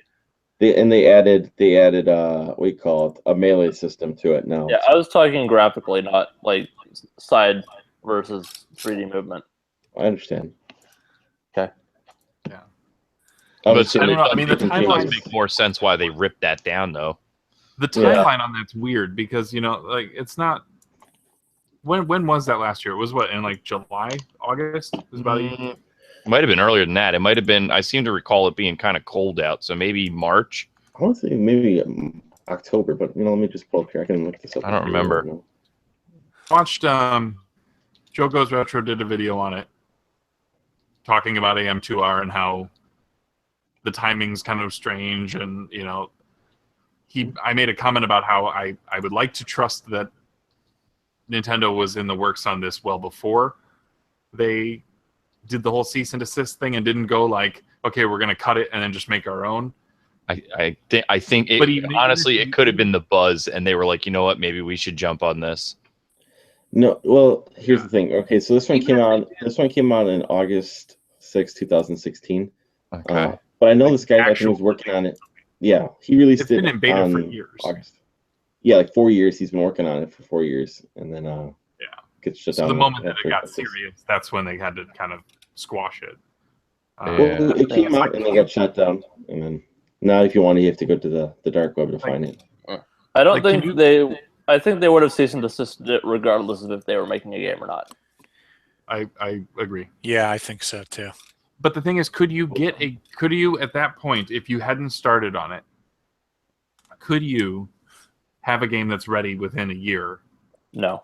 Yeah. Oh yeah. No. Of Right? a pre-existing game doing a graphical upgrade and Well, slight So mechanic. this is a full Oh, yeah. remake. Full remake. It was a full Yeah. reimagining, so I don't know that it's Yeah. going to be a. That's from scratch. I don't know. guarantee you that's from scratch. It's not a full. It's not a full reimagining because the base premise, the game, the whole background to it is still there. You didn't have to Okay. create this game. You didn't have to write a story. Yeah. Yeah, No, it's but all there. Everything graphically and mechanically had to be built from the bottom up. I think they've been working on it because if it's coming out in a couple months, I think they've Yeah. been working on it for quite a while. Yeah, It's not coming out at Christmas time. It's coming out in September. Honestly, Yeah. I feel if they had been working on this for an extended period of time, you would have seen some kind of leak at least last year for the anniversary of Metroid. I think if they had been working on it, they would have said, "Oh, we're working on a Metroid game," and then it would have been delayed 16 times, like half of Nintendo's stuff is. I think this is relatively fresh. I think they caught the buzz and like everybody was all hot on Metroid for 25th anniversary, so they were like, "We better do something about this now." They shut down a lot of what they were doing production-wise for a lot of other games, so they could have dedicated a lot of those people to this really quickly. Well, they picked up the team that did the Castlevania for the 3DS to work on this. Yeah. I wonder if they were working on this for a while and they didn't find like a fun factor in it. Like they're trying to figure out what's, because they always try to change it up a little bit. And the melee system to me seems like that's the thing this year. Like they are trying to figure it, and maybe they were trying to get it released for the anniversary, and they figured this just isn't different. It's gonna be gonna be not well received. Yeah, That could be it too. They got a certain way into it and were just like, maybe this isn't going to go over, and they kind of held it back. That kind of sounds like it might be reasonable. Just a thought. Yeah, That makes sense. Mm-hmm. Yeah, because they're all about not releasing anything. Yeah, well, if it's not perfect, they don't want to release it. So I can understand that. Like they knew they had something, but it just wasn't. They didn't find the hook. Like with Link Between Worlds, which is like the painting going into the wall gimmick. Yeah, they didn't find the new thing. They're always trying to put like the new gimmick in the game. With Mario Odyssey, it's the hat and how you can become anything in it. You throw your hat on the frog, and now you're the frog. Yeah, mind blown. Honestly, actually, Mario Odyssey, I didn't know what to expect when we first saw trailers. Like towards the beginning, was it last year? The end of last year, we saw trailers for it. Like that. It was in March. Yeah, January. That's what it was, and it didn't seem anything like what they just released it to be. Yeah. Like you saw glimpses of him running around, and it felt like Mario 64. Well, you saw the triple jump too. You saw the triple jump in action. And you're But like, holy crap! me. What a like big jump in content in this Yeah. trailer. You know what I mean? Like, holy That was hell. insane trailer. Yeah. was It's almost like it's awesome. a completely different game. Yeah, and I had that song stuck in my head for a little while too.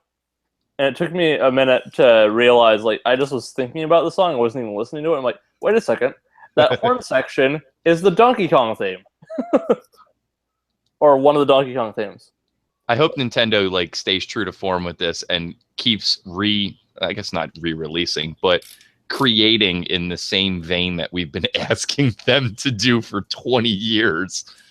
Like, hey, listen, we really love this game. Can you make another one like this? Now we're going to make 18 that aren't at all like that until you finally get that one. I hope they actually like start doing this now more often. Yeah.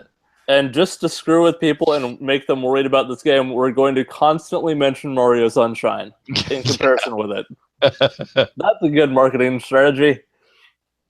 I do Remember that like game you loved called Mario Sunshine? Ooh. I do like though that they added for New Donk City that Pauline's in it. Yeah, I thought that was like that's like a nice little throwback basically Yeah. to like Yeah, and Cranky Avenue. Mhm. Stuff like that. little things like that. That's to get the young kids aren't going to care about that, but No. But old timers like myself here, we dig it. it's I saw something about, so there's a song lyric in there that mentions Wacky Worlds, which was the canceled CDI game. Mhm. It was called Wacky Worlds. Isn't there like an element that's from there supposed to be in the game too? I think so. I mean, there's all little, like did you see the one where it was like, can't remember who did it. Maybe it was Norm who showed like Mario and the sombrero is actually from Kicks on the Mhm. Game Boy. all those costumes apparently throwbacks. Yeah, Yeah. they're all in another game. Mario in a different costume, just like Mario. They show like Mario from NES Opens in it.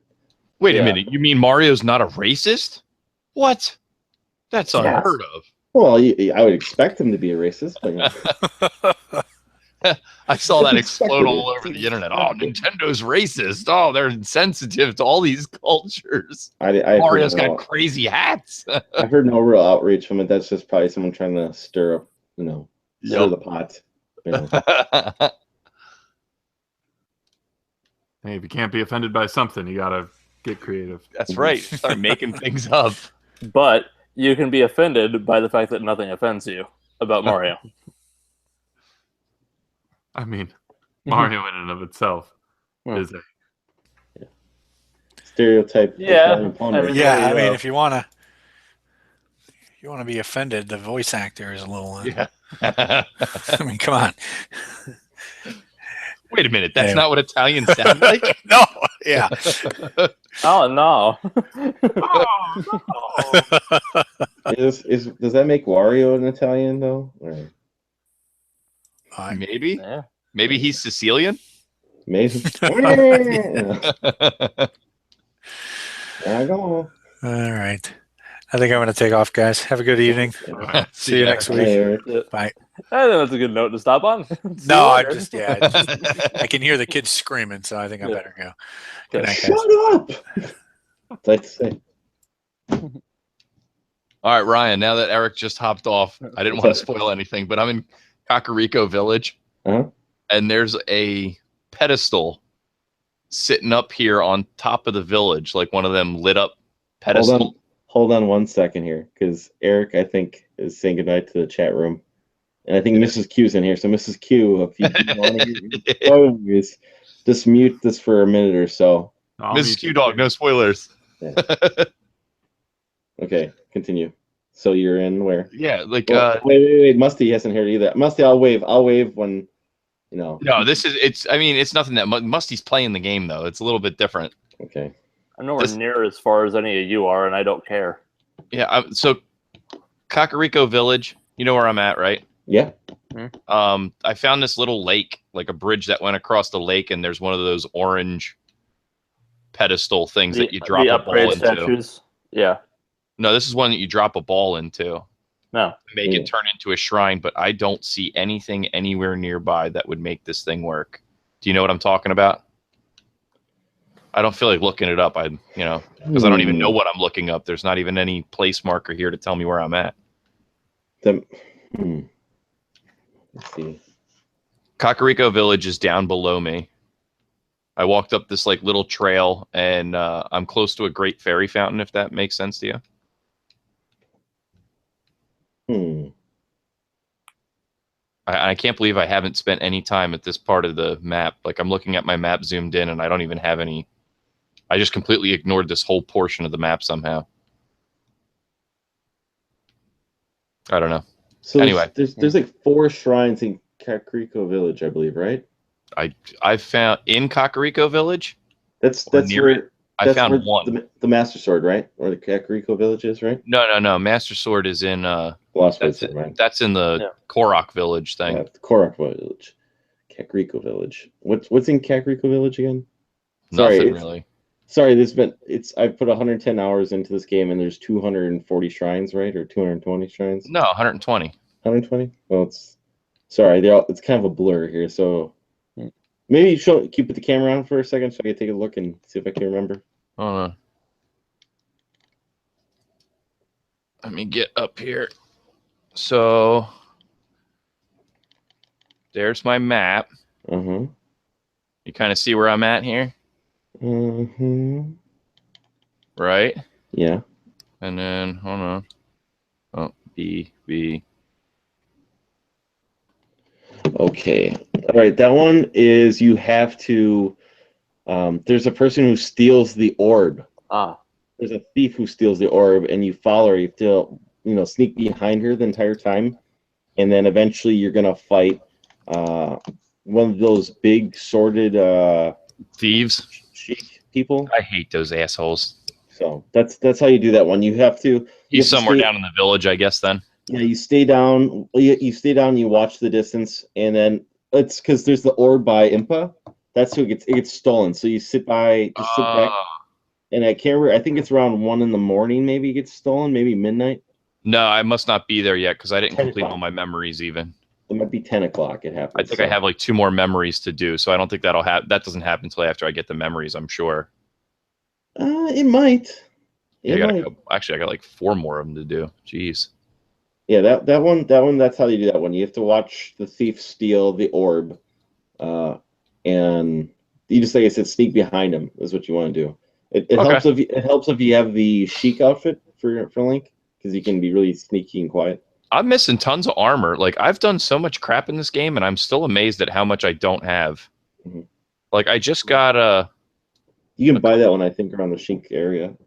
Yeah, I just bought that like radiant armor recently, and I just bought the ancient armor. Wow, it's amazing how much crap is in this game. I still find little things, and I'm like, man, I've been all over this stupid map, and I'm still missing things. If you keep delaying it for years and years and years, you can put more stuff into the game. Yeah. Blame all those Koroks for the delays. Yeah. I'm just amazed that there's 900. I have like 250, and I cannot believe that there is that much more in this game. I know. Like, where are they hiding? Because I've been everywhere. Head underneath logs, you can pick up a rock and they pop up, and yeah, it's crazy. Like, I'm amazed at how many more there still are. When you look at, if I zoom in on my map, you'd be like, wow. And then there's still 700 more of them. It's amazing. I would like to do it, but I need a break from that game. Yeah, I hear you. I took a long break. I took like a month away from it, at least. Well, I've been away for longer than that, and I didn't even do any of the freaking Divine Beasts yet. That's, it's funny that, like, I like the way they set this game up, that you really don't have to do anything if you don't want to. You could just go and beat the game if you want to. Yep. It's the first quest they give you. Yeah, I think that's super cool. I think that's awesome that you don't have to do any of this random crap. But you can do anything or everything. Yeah, and it's amazing how much really is, because it seems so basic. And remember, I was talking to you guys a couple weeks ago about how basic the game feels once you've played it for a long time. And it just seems like rinse and repeat. It's still, I'm finding new things now, and now it's kind of revitalizing that. Yeah. I said if I ever play the game go again differently, I would not do any of the Divine Beasts. I got Antsy and I did them before I did, but I would want to do all the shrine quests, and then get the green tunic to do the whole game with the green tunic. So I still haven't even gotten the green tunic. you only get that by completing all the shrines. Oh, okay. Yeah, I'm not there yet. I'm at like 97 or 98 or something. I think with the hard mode comes out in August for that. Well, just like a couple days ago, I was wandering around the map all over the place like, man, where could these shrines be? I can't believe I still need like 40 shrines. And then like just even today, I found like 5 of them that were just blatantly obvious out in the open that I don't even know how I missed them. Just not being at the right angle, like looking at the map the right way. You know what I mean? You happen to be up on a mountain and you take off in one direction and you just miss it by a little bit. Yeah, I'm gonna have to Pretty do that. impressive. I will do that trial of the sword so I can get the unbreakable master sword. Well, I don't think it's unbreakable. It's just longer durability is what I heard, right? Thus, the power of the master sword will be awakened in a glowing, powered up state while usable. So I don't know. what is the durability of the Master Sword in this game? What is the durability? Yeah, I don't get how that's breakable. It's more powerful than, it's probably the most powerful sword, and it's really durable when you're fighting like a Ganon or those guards. What do you do after it breaks though? It takes 5 minutes and it heals itself. Yeah. Oh, okay. But it's actually, Ryan, the Master Sword is pretty weak actually, in comparison to some of the things you can pick up, like some of the stuff you can get from Lionel's. And yeah, but those things like take forever, like the swing around and everything. This, at least you can go fast with it. And it is a very good one-handed weapon for speed to damage, like you said. Yeah, it's definitely handy, and I do find I'm using it right now. I find myself using it often for running around. Yeah, it's like a good, well-balanced basic weapon.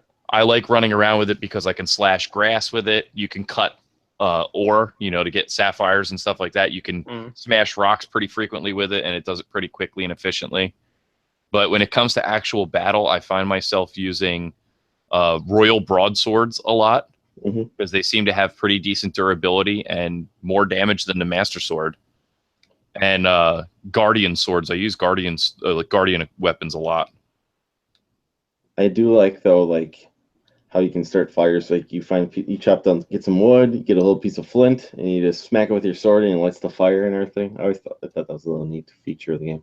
I don't even use flint anymore. I sell it all. I use I just drop a piece of wood and hit it with a fire arrow, or I'll pull out a fire weapon and just strike up something on fire. You know what I mean?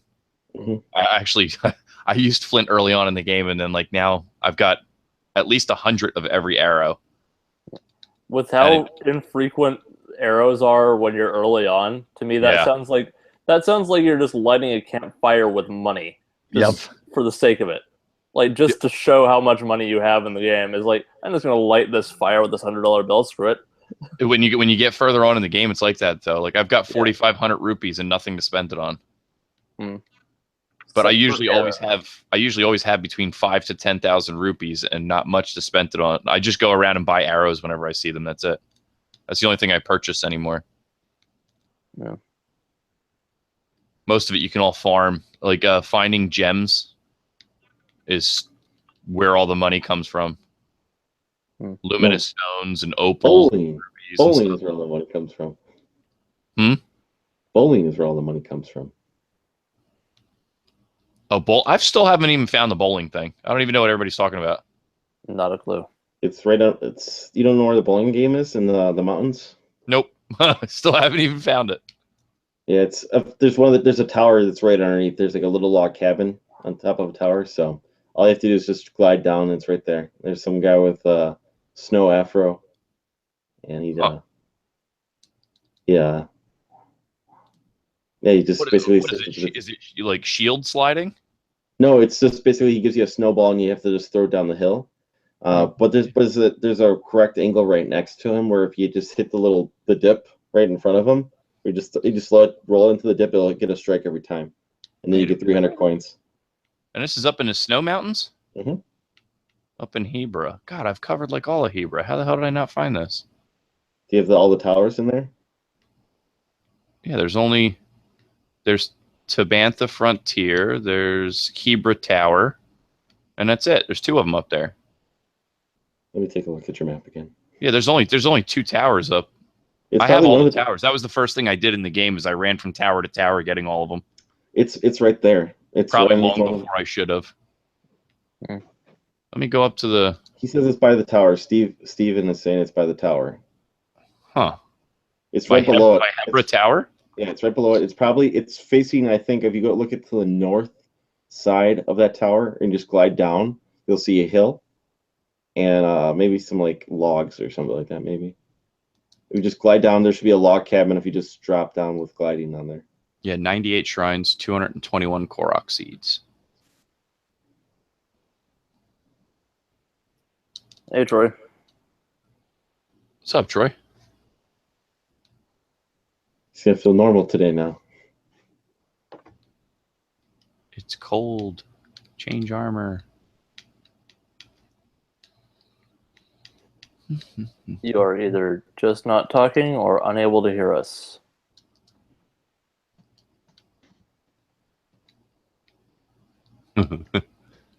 Not sure what those expressions are supposed to mean.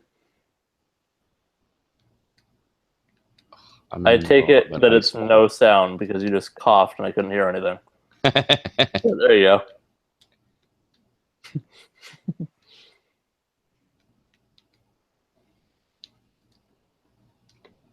Call Batman to help with your audio problems.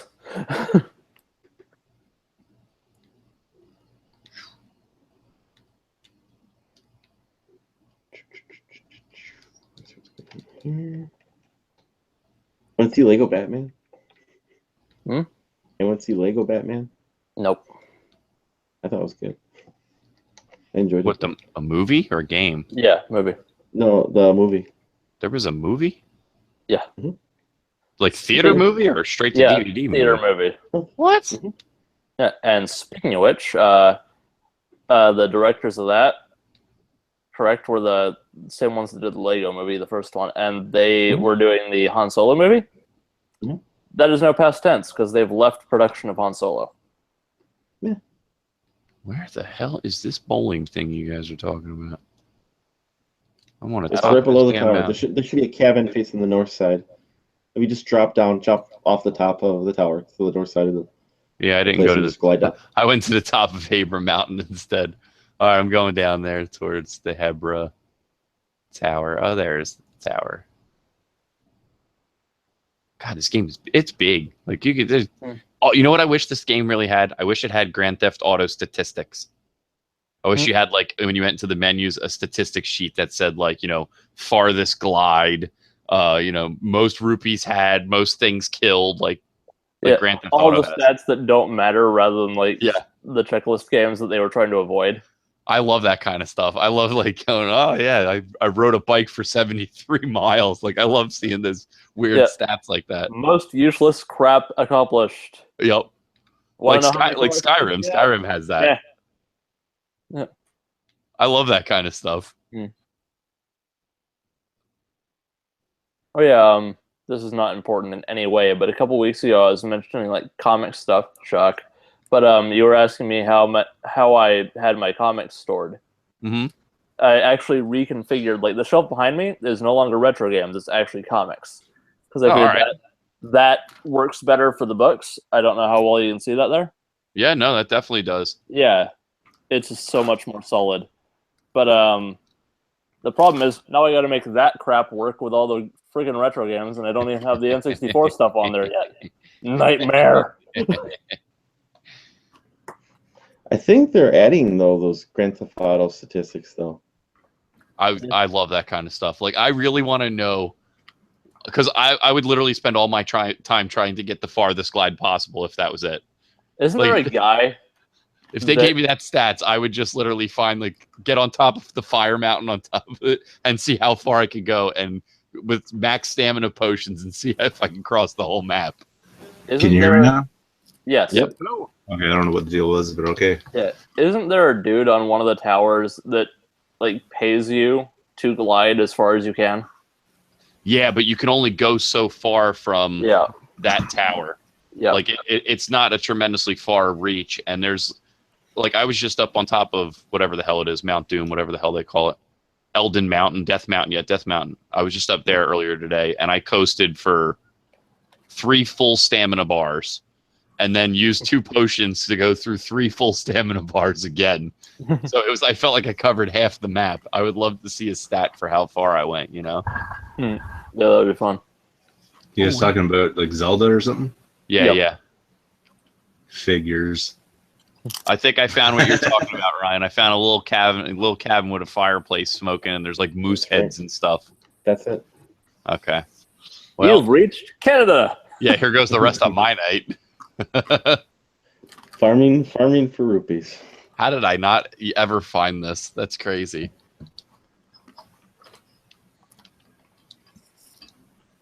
Anybody find anything interesting in the last little bit?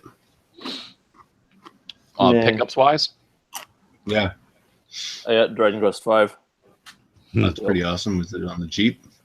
No. Well, technically, yeah, for a sealed copy, which I didn't know it was. I just decided to say screw it and get it off Amazon. Thought I was overpaying a little bit for a used copy. Arrived new. Nice. 4 got reprinted recently, apparently, but I don't think 5 did. So that's just a regular ass new copy of the game. That's awesome. I got this for 80 cents. Pervert. And just for oddity value. Yeah, speaking of oddity value with that one. But I heard the Dean has actually beaten it. Completed the game. I mean, I'm pretty sure. I'm pretty sure Dean's beaten just about every game. He's probably beat it a few times. Anyway, it's just that good. But yeah, Troy, just for an oddity value pickup, I found the customizable card game for Star Wars Episode 1. Missing a single card. Oh, really? Yep. I think I can still play it fine, but whatever. Not like I will ever. That's pretty good. Yeah. It's been slim out there, man. It's hard to find stuff for me. I think probably the best thing I picked up was Hyper Light Drifter on PS4. Nice. I would definitely recommend it. Fantastic game. Digitally, anyway, because, limited run. No, Hyperlight wasn't. That was from IM8-bit. You can just go on and get it. Okay, cool. Didn't know this. They actually have a lot of stock. They have a lot of different games like that on IM8-bit. I picked up Res Infinite from there, too. Research time. Yeah, Res Infinite's another good one. Just a second. There's a bag on my floor, and I don't even know what's in it. I gotta look. Mute yourself before you look, please. Yeah, I will. Thank you. Courtesy. Okay, so I'm terrible at this bowling thing already. Oh, wait a minute. I think I just figured it out. Yeah, I just figured it out. There's like I said, there's a hole right in front of him. Just roll it. You don't throw it. Just let it down and roll into that hole, and I'll hit the bowling pin every time. Just the one right in front of him. I just found a spot just to the right that was... I threw it, and it landed perfectly. Oh, so you pay 20 to get 100 out of it each time? It's 300 if you get the strike. It's 100 for the spare. And then I think you get like 50 if you get like 8 pins or something. I'd rather go around finding gems, I think. I actually found a Master System game. Nice. Noise from your grave. Should I present you? Do you have more pickups? Just a couple of things, really. But it's really nice, like awesome shape. Like I don't know if you probably can't see it on the camera, but it's like glistening, the cartridge. It's like perfect. Shiny.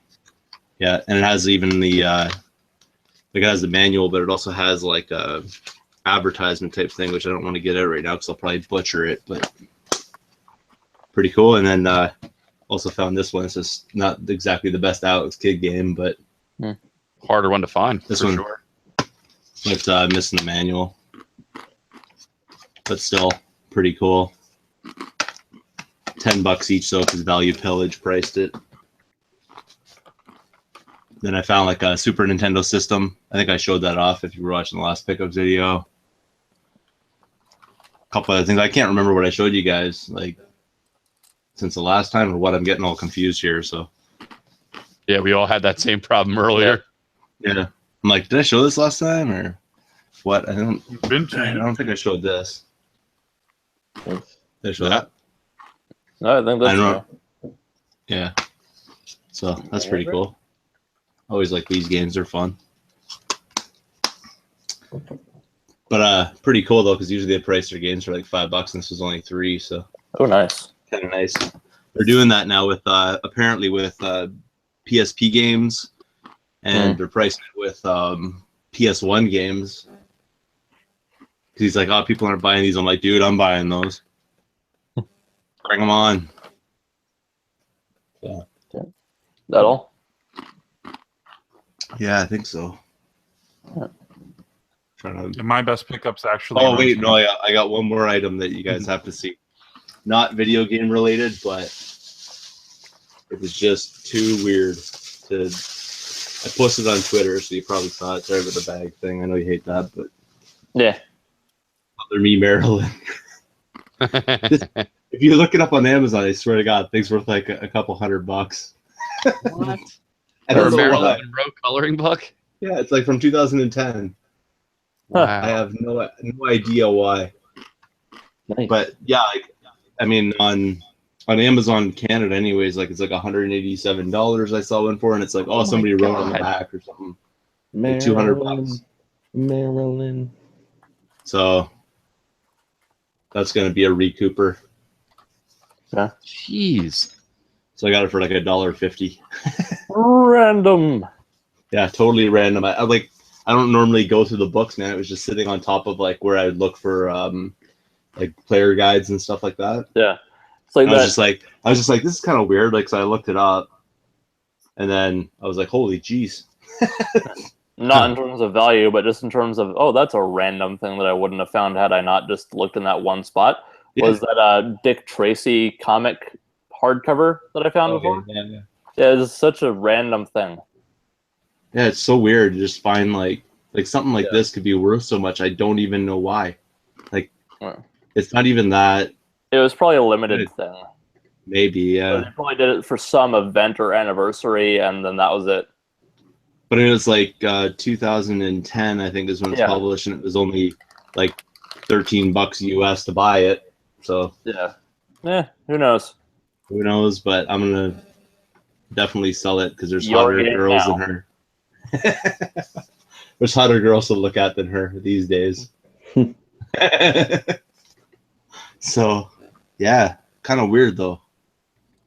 But yeah, that's gonna You be. can even cut somebody a crazy good deal on that and still turn a huge profit. Yeah. Mm. I'll just sell it for like $100 to somebody. For just $100. Give you a deal on this one. Yeah, that's like half price, man. Yeah, I mean, I'm just kidding. Either way, but yeah. 50% off sale. $100 for a coloring book of Maryland. Yep. So weird, man. So weird. I don't get it, but that's the most expensive thing I've found recently. Everything else has been cheapo. Mm-hmm. Stores have been pretty much empty, and every time I go in, there's always other people there, which is, amicable. Like, we'll talk, we'll chat, but it's no good for picking up stuff when every time you go in there, someone's already there. Yeah. Have you ever noticed I've noticed only really old people do this, but they use the shopping cart barricade to prevent anyone else from like looking in their area. Like, I'll go to like the disc section, and like if I stumble upon it, it's like the worst, because like they purposely do it because they want to make sure this is my area for now, and they are blocking off the whole space section with their shopping cart, and then they're boxing out with their other side, basically preventing anyone else from getting in there to take a look. So you have to like wait till their old ass gets done with that section. Not even gonna lie, I do that. I do that. Hell yeah, I do that. For some reason, I just envision it's like 10 shopping carts encasing a whole like 10,000 CD section of a thrift shop. No, it's like, it's like a barricade. Well, because it's like least my shelves are basically, or the shelves at Goodwill's are basically, it's just like, it's probably like I don't know, probably like a 5-foot shelf by, I don't know, 5 foot by 5 foot probably. 5 foot long by 5 foot tall. And they have like one way, so they have an angle basically. And so they're, long way. So it's a good square basically, but the shelves. But so like the DVDs are on one side, CDs the other, and then they have books and books. So it's like, and like they will purposely, I've seen it a couple times where they put it on an angle, so it blocks you from coming in on that one angle. So you have to go around the furniture to come back around basically, and then they're kind of like boxing out because then they can bend over and they got that whole area basically taken up. So what are they doing, sitting there with their phone, like scanning everything or something? No, they're not there for games either. It's just for DVDs. They're picking up movies. It's what it is. Like, I'm not here for your movies, basically. I'm here strictly for the games. So it's like you're wasting my time, I don't know. There's something to do with movies, man. Like, there's got to be some movies like on DVD that are actually worth. Like, when I show up at thrift stores like that, like Goodwill and stuff, I try to make sure that I block the DVD rack or the CD rack till I'm done looking at it, because the last thing I want happening is there's something in there that's gold and some asshole walks up and reaches over my shoulder and grabs it. I'd probably punch somebody in the mouth. I don't know. I'm pretty fast about how I go through it, so I'm not there to spend all my time. I got to hit up other stores. I don't have time to be. CDs is where I take my time sometimes, because the PlayStation ones are easy to spot, but Dreamcast and TurboGrafx sometimes are hard to see. Yeah. I've never once. I never see pretty much either of those anywhere. I see NBA 2K, NFL 2K. Yeah, I see those sometimes, but that's even that. And the web browser. And web browsers. Oh, here's something else I got, Musty. You'll love these. The Xbox guy. What is that? It's like it's called a wireless gaming head-to-head over the internet Linksys. Like, so you can hook it up to your Xbox and then like wirelessly connect it to your router. Oh, okay. Yeah, but they're Linksys, so like pretty good. But I wonder if they even work with modern routers. I don't even know if they would. I think it'd have to. I mean, this is like wireless G on it. Yeah. Are they Probably Xbox would. branded? They're sort of like they're Linksys, but they have like a picture of a PS2 and an Xbox on there. Huh. Okay. So yeah, like they're specifically designed for that purpose. There's two of them. I got two of them. So like, And it looks like nobody really used them because there's still plastic on the front of them, even though they're out of their boxes and everything. Yeah. So I was like, that's kind of cool. $5 each. Oh, that's cool. Do a LAN party. A wireless LAN party? Wireless LAN party. Just for fun. So if you're playing, you can be in completely separate areas and do You talk via other rooms. Like, hey, how's it going? Yeah. Red team go. So you can feel like you're on original Xbox Live, but you're not. With the speeds of original Xbox Live. I had friends who they called it the Halo House. They had it wired so that they could have like 4 Xboxes, each in different rooms, so that they could do true 4v4 v4 without any screen cheating or anything like that. That's awesome. Yeah. So you would just hear it, like you'd hear it from one room or the other, like, as people screaming or whatever. It was pretty cool. That's awesome. Yeah. Makes me. I'm doing a little bit of echo feedback, aren't I, on something? Someone.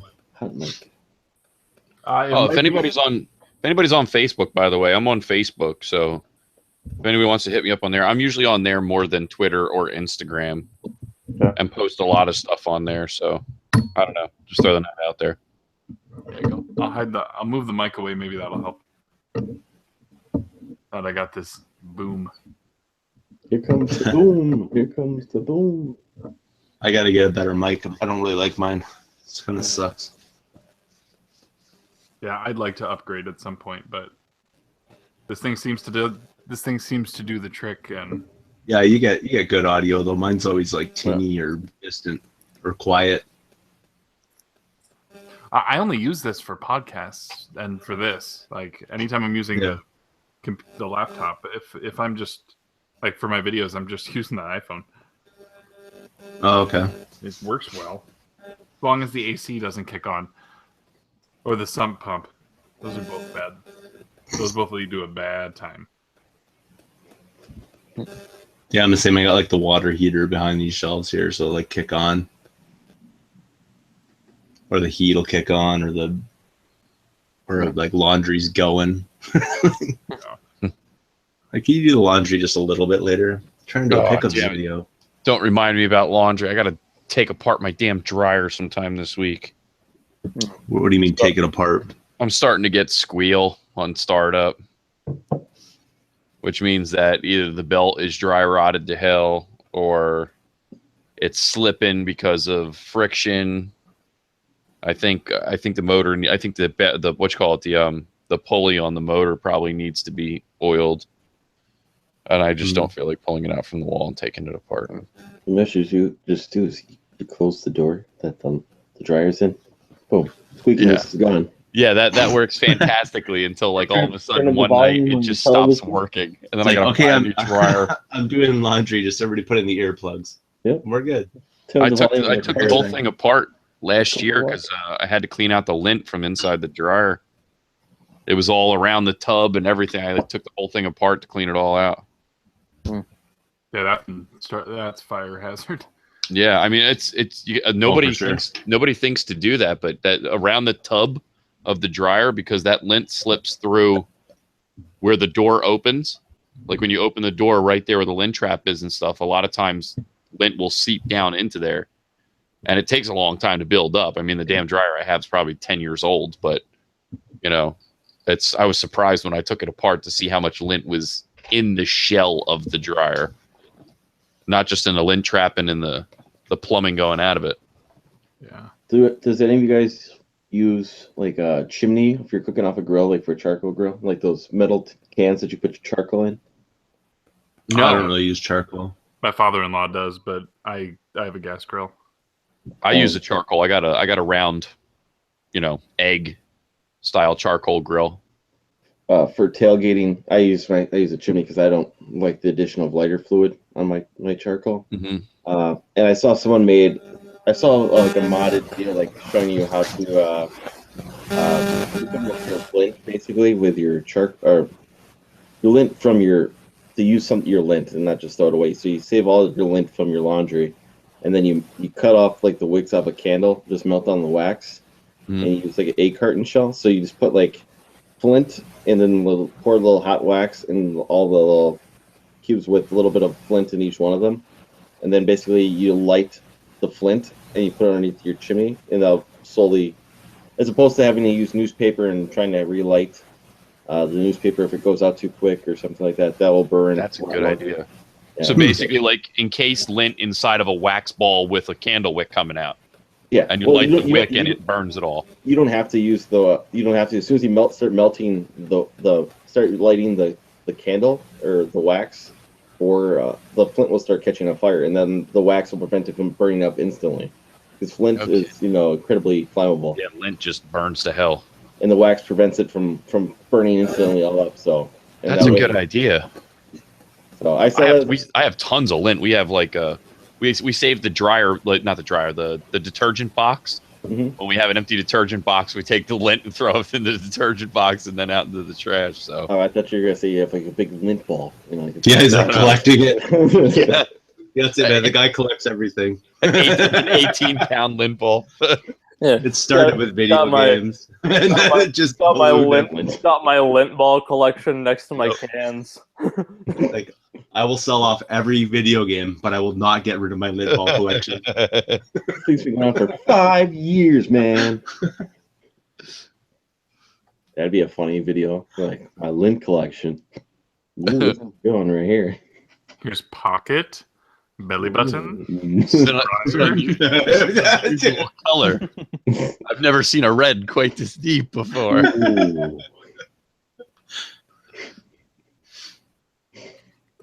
That's horrible. And this one's from a real special place. Yeah, I don't want to know. Mystery lint. I think this is lint. You lick it. Just look. That's not lint. Lint. That's lint. That's lint. I think someone's got their April Fool's video for next year. My lint collection. I just remembered I picked up this too. I don't know if I There can you show go. you that. Great game. Yeah, it was $15, but I mean it's like pretty minty. It's the players, whatever they call it, choice Yeah. one. But actually, this is my copy. I replaced mine, but it was a little bit nicer than this, and this one's pretty mint too. Upgrade. Upgrade slightly. That was just like a picky upgrade. It didn't really need to be upgraded. Hmm. Like this one's pretty. It's just between the two, the other one was better. So, but yeah, $15 at Value Pillage. Wow, I'm scrolling through Facebook right now, and there's a Dorkly, like it's one of them, the people that just puts clickbait crap up. Yep. It was like 15 times nerds, one Tinder, and the one that just popped up here is a girl, age 25. It says, "I'm here for a Nintendo 64 type of relationship. When it stops working, just blow on it and stick it back in."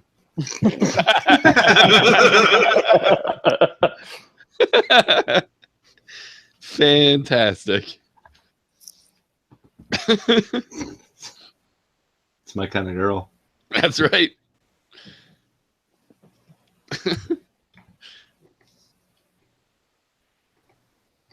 Rog is just like, that one spoke to me. Yep. Ryan's on Tinder right now. Yeah. swiping Where, as fast yeah, where as he is can this to find one this here? girl? Let me fill out an account here. I'm supposed to swipe right? He gets on there and he's like, "I have complete N64 set. All the Let's- blowing you want." Yeah, let's meet.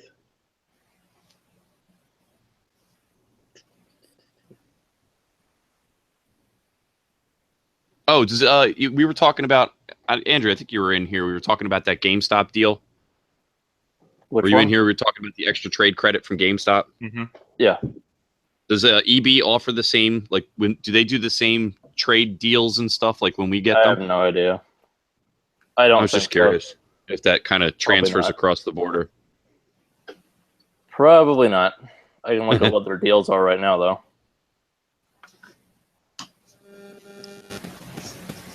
Yeah, let me know. I've got like I don't even know how much. I think it's like $150 worth of cards, but every time I go in there, I'm like, I'm not paying that for games. So I never use it. Yeah, I we know. were talking about it earlier tonight. They have a deal going on here at GameStop that at least this month, you trade in 2 games, you get an extra 20% trade credit. You trade in 4 games, you get an extra 40%. You trade in 6 games, you get an extra 60% trade credit, which is a lot of extra money. They're restocking their used inventory. Yeah. So I might unload. We were talking about I might unload a bunch of retro stuff that, for some reason, there's some games that they pay really well on for reasons kind of unknown. Minimum Our $15, GameStops don't do that. minimum $15 off any E3 title when you trade 1 game. That's weird. Or guaranteed. Our deals are awful, man. Yeah, guaranteed $50 trade-in credit for all E3 titles after launch. They're offering trade credit on games that have not come out. Just like, oh yeah, I'm gonna get that so I can trade it in. Yeah. That doesn't even make any sense. Hey, wait a You minute. showed them. I mean, that's the deal. Like, that's the ridiculous deals that we get here. Does that count And on 3DS games? Because I think then you're actually making money, right? Maybe. Probably not. Who cares? Yeah, in the States, it's like, trade in your last year's hockey game and get $500 toward, and here it's, trade in your entire collection and get 5 cents. It's Frankly, ridiculous. I'm never sure where in the hell to go for the deals on this site because I go there so infrequently. I just clicked on a weekly ad and that was all that was there. But I know there's more. I just don't know where the hell they are. A lot of it comes, most of it's through like whatever your rewards program thing is, whatever EB calls it, like that card that you get. Yeah, the Edge rewards. Yeah, that's what most of the good deals are through, is that. Yeah, I've debated re-upping my membership on that I haven't had it in the longest time because I just haven't gone to GameStop, but now I have stuff pre-ordered there, and so it might start to make sense again. You know, I've saved a tremendous amount of money. Like honestly, like you look at my receipts and it's like saved this year $387, and it's $15 for the card. you know, if they included it like Best Buy does with their Gamers Club and Lock, where you get 20% off on a game, I would probably shop at GameStop a lot more. But because the only one who else does it is Amazon, besides Best Buy. Do they still do the print magazine, or is it only? Yeah. Electronic? No, you still get Game Informer, but it comes out like once every 2 months instead of every month now. Yeah, you don't do that here. It's At least I didn't. $15 a year, like that. Even bi-monthly is not bad. No. I mean, and the magazine's not atrocious. It's not terrible. I mean, you can tell it's like right wing agenda for video games kind of deal. Like they have their own bias and their own agenda. This game is not the best. It is an 8 out of 10. You know, yeah, like the developer rushed this game. 8 out of 10. Yeah, I literally if they put 100 games in their magazine, 2 of them will get under like a 9. You know, like everything is a perfect game. It seems everything gets crazy praise. Game, GameStop.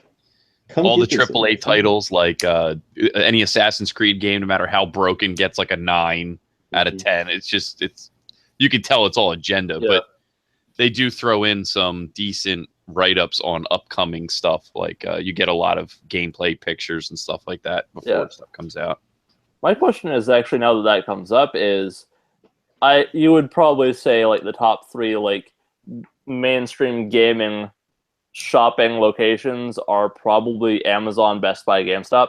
Yeah. They are the only one out of the 3 that does not offer a discount on pre-orders. Yeah. That's a little odd now that you think about that. I will say this, though. If you think about this, everything for the previous gen, it's the cheapest place to buy games. Yeah, that's fair. And they're the only ones that probably carry that to any degree.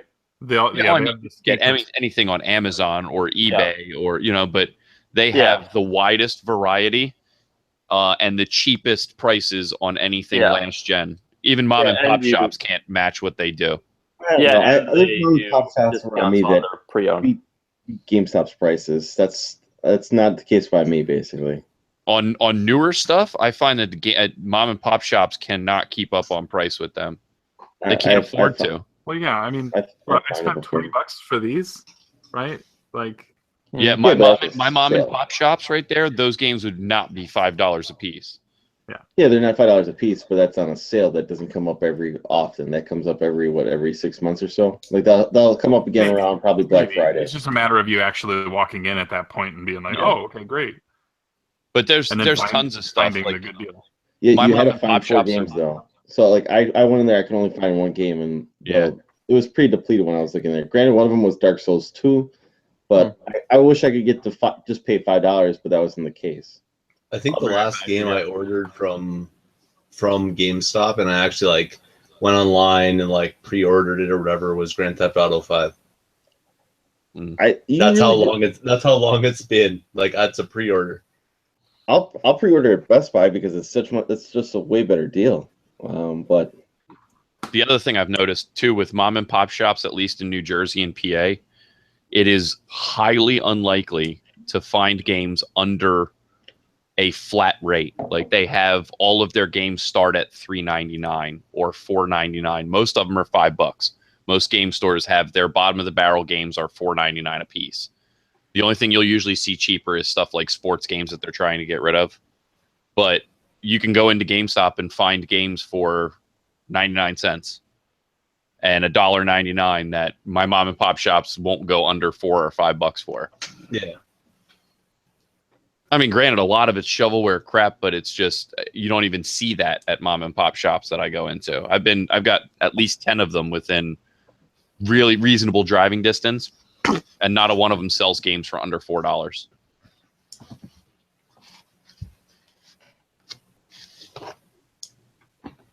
I do like the GameStop has a value to tell you how much they will give you right here.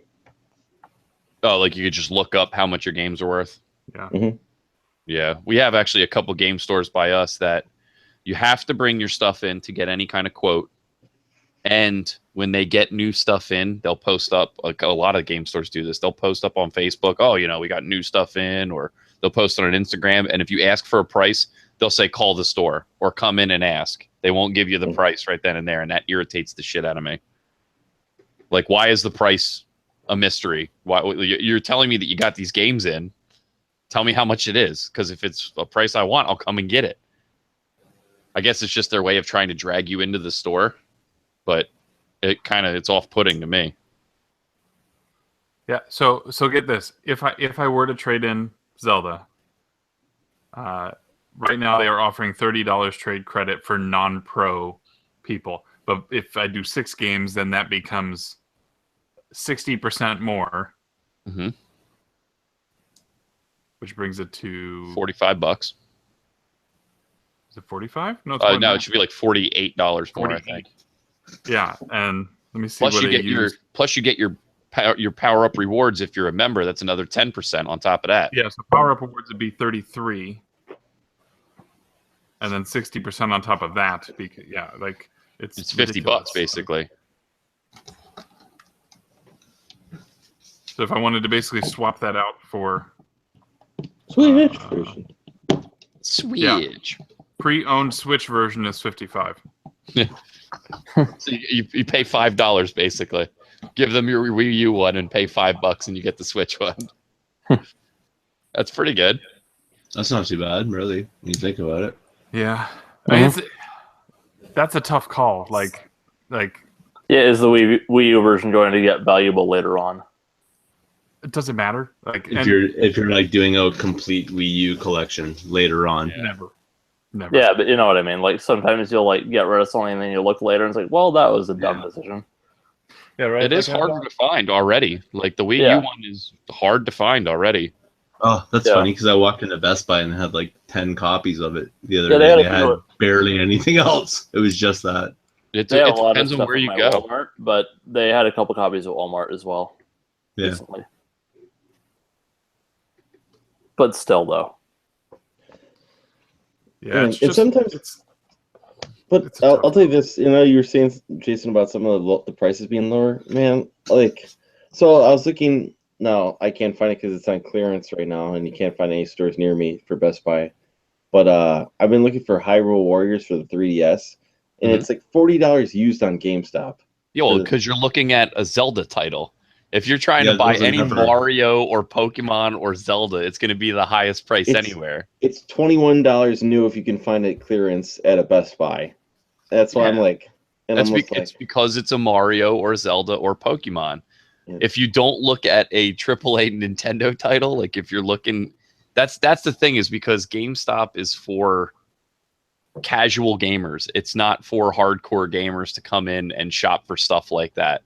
That's for mom and pop who come in and they don't care to spend $50 on a Pokemon game that's 3 years old because they don't know any better. Mm-hmm. But if you're going in and you're looking for Heavy Rain, if you're looking for Alan Wake, if you're looking for Nier, if you know what I mean, like a whole bunch of different stuff like that, you're going to find the cheapest price on that kind of thing anywhere. Journey, yeah. I mean, like you're paying sub $20 for a lot of these games that if you walk into a mom and pop shop, they're going to want eBay price, which is definitely more than that in most cases. And you got to be smart about it too. Like not everything's going to be cheap, but I mean, I go in there. If you looked at what was in my house, I guarantee you probably a quarter of this came out of GameStop when it was undervalued for what it goes for online between eBay, Amazon, and mom and pop shops. I paid it probably 50% of that price or less for a lot of the stuff that's in here. And like, where are you going to find the pre-owned selection of PS4 games that GameStop has? Like, I hate to defend the company because I did not support GameStop whatsoever for probably up until about 2 years ago, maybe 2.5 years ago. And then I finally bit the bullet and went in to get something. I forgot what I went in to go buy and was like, oh, wow, this is pretty cheap. And then I started looking around and I'm like, oh, man, there's deals in here. Holy crap, this is underpriced. This is way undervalued. And I started buying all kinds of crap. then again, this was a GameStop purchase. This was a GameStop purchase. Like I said, it was a quarter of the price it's going for. Yeah. And Maybe it's not like everything you should go in and buy there. Maybe even under just a quarter of the price it's going for. Well, from the Canadian side of things, you don't find much of anything like that. Troy, I guarantee you. I guarantee that I walk in there, I go in there all the time, and there's nothing. There's nothing. I scour the place. You got to be looking for. There's specific things that you got to be looking for. I find deals there. Yeah, they terribly underprice. Not mine, anyways. The GameStop is notorious for terribly underpricing Wii games and DS games. You can find, like, if you want to make money off of GameStop, go in and buy Wii games and DS games, and I guarantee you'll find gold if you go mine and throw it. Yeah, the DS game for Tenchu, $3.75 or something. And you go on eBay and it's like a $10 game. Yeah. Then again, same bin, Transformers something or other Decepticons edition, $20. Yeah, that's why I say like not everything's going to be a deal, but it's just another tool. Yeah, it is another area for you to look for deals, especially now with it being so hard to find stuff in the wild anymore. Yeah, GameStop is an often overlooked. I wish though they would buff the discs. I wish, because a lot of times, man, like there's always like a scratch or two in a disc from there for their used game section. But hey, look at it this way. They take that crap in. I know. Your local game store is not going to take that terribly scratched up Mario Party 8 and you're going to bring it in GameStop and they're going to give you $30 for it. Well, the local shop here took that horribly mangled copy of Mario Party 4 a couple weeks ago. Not well, and that's the other thing. Like my mom and pop shops, they are morons, so that's their fault. those 10 mom and pop shops I mentioned that are close to me, only 2 of them have resurfacers. So those people will take that stuff in, but the other guys won't. Yeah. Actually, that shop, the one that took the mangled Mario Party 4, they have a resurfacer, and I've mentioned this before. That's the one where I showed Baldur's Gate. It didn't freaking work because they hit the data layer when they resurfaced it before they sold it to me. Hey, but that guy that brought that Baldur's Gate in probably got paid for it fairly well. Yeah, fair. But I finally actually got something from that trade-in, and that was the Dragon Quest Heroes. Nice. I don't even remember how much receipts in here. Why am I not looking at this? I was like thinking, how much did I pay for this again after the credit? And that's right friggin' here. I haven't even looked. Had it for a week. But that's Ryan, like we were talking about, like using GameStop as a tool, like that scratched up disc thing. Now's a perfect time with this 60% extra trade credit. Taking all the garbage that you have laying around that you pick up from garage sales and yard sales and thrift stores and stuff where you bought whatever Kingdom Hearts for $2. Take it in there now if it's scratched up. Like it's just another tool to use. This was priced at $30. I ended up paying around $15 after tax. I had store credit of $17 after returning the Baldur's Gate, which I had spent $6 on after getting $12 credit on the freaking Mario Party. Man, your life is complex. My life at that freaking game store is complex. Very. You have a history. They are terrible. Are they taking PS2 games at GameStop? No, not PS2 stuff. Sorry. I want to say one more thing about that stupid store. I've mentioned it before, but it's been a while. A couple of years ago, like before they moved locations, they moved to a different part of the mall. But narrowing down the point of view of where the store is. Yeah. But yeah, a couple of years before they moved, they were so disorganized. They had nothing alphabetized, nothing made any sense. Everything was on really high shelves. And I came in one time and it was almost Christmas. Like, guys, can I reorganize your crap for store credit? And I did. I ended up just coming in like a couple days a week, just like reorganizing their fucking shelves, and now they're all alphabetized because they have to be. GameStop actually offers. I'm personally doing this for you, but I'm really doing it for myself. I'm doing it for me and everyone I see that looks into the store and goes, "What the fuck?" and then just walks away. I'm doing it for me and anybody who has any dignity. I'm doing it for everybody that has to actually come in here to shop for video games for Christmas. It's like, I'm asking for store credit, but honestly speaking, I probably would have done it anyways because it drives me absolutely nuts. Yeah. Yep. That's awesome, man. It's like, fuck, just screw it. People are going to be trying to find games for the kids in this store, and they're not going to be able to find a damn thing because you're unorganized. I'm going to do it for you. I could just see you sitting there doing that, and people are coming up asking you questions about like stock or something. And you're just, yep. You're like, I don't even work here. I'm just organizing their stuff for them. The funny part is I helped them too, because I just do that when I'm in stores. Yeah, I do that. I do that myself. Yep. I do that in the thrift shop too. Like I see something that I order, I always put it back, man. Like honestly, I want to, and the employees appreciate it, and they'll look at you and go like, oh, like here's a game or whatever, right? It's coming out, so it's always a good idea.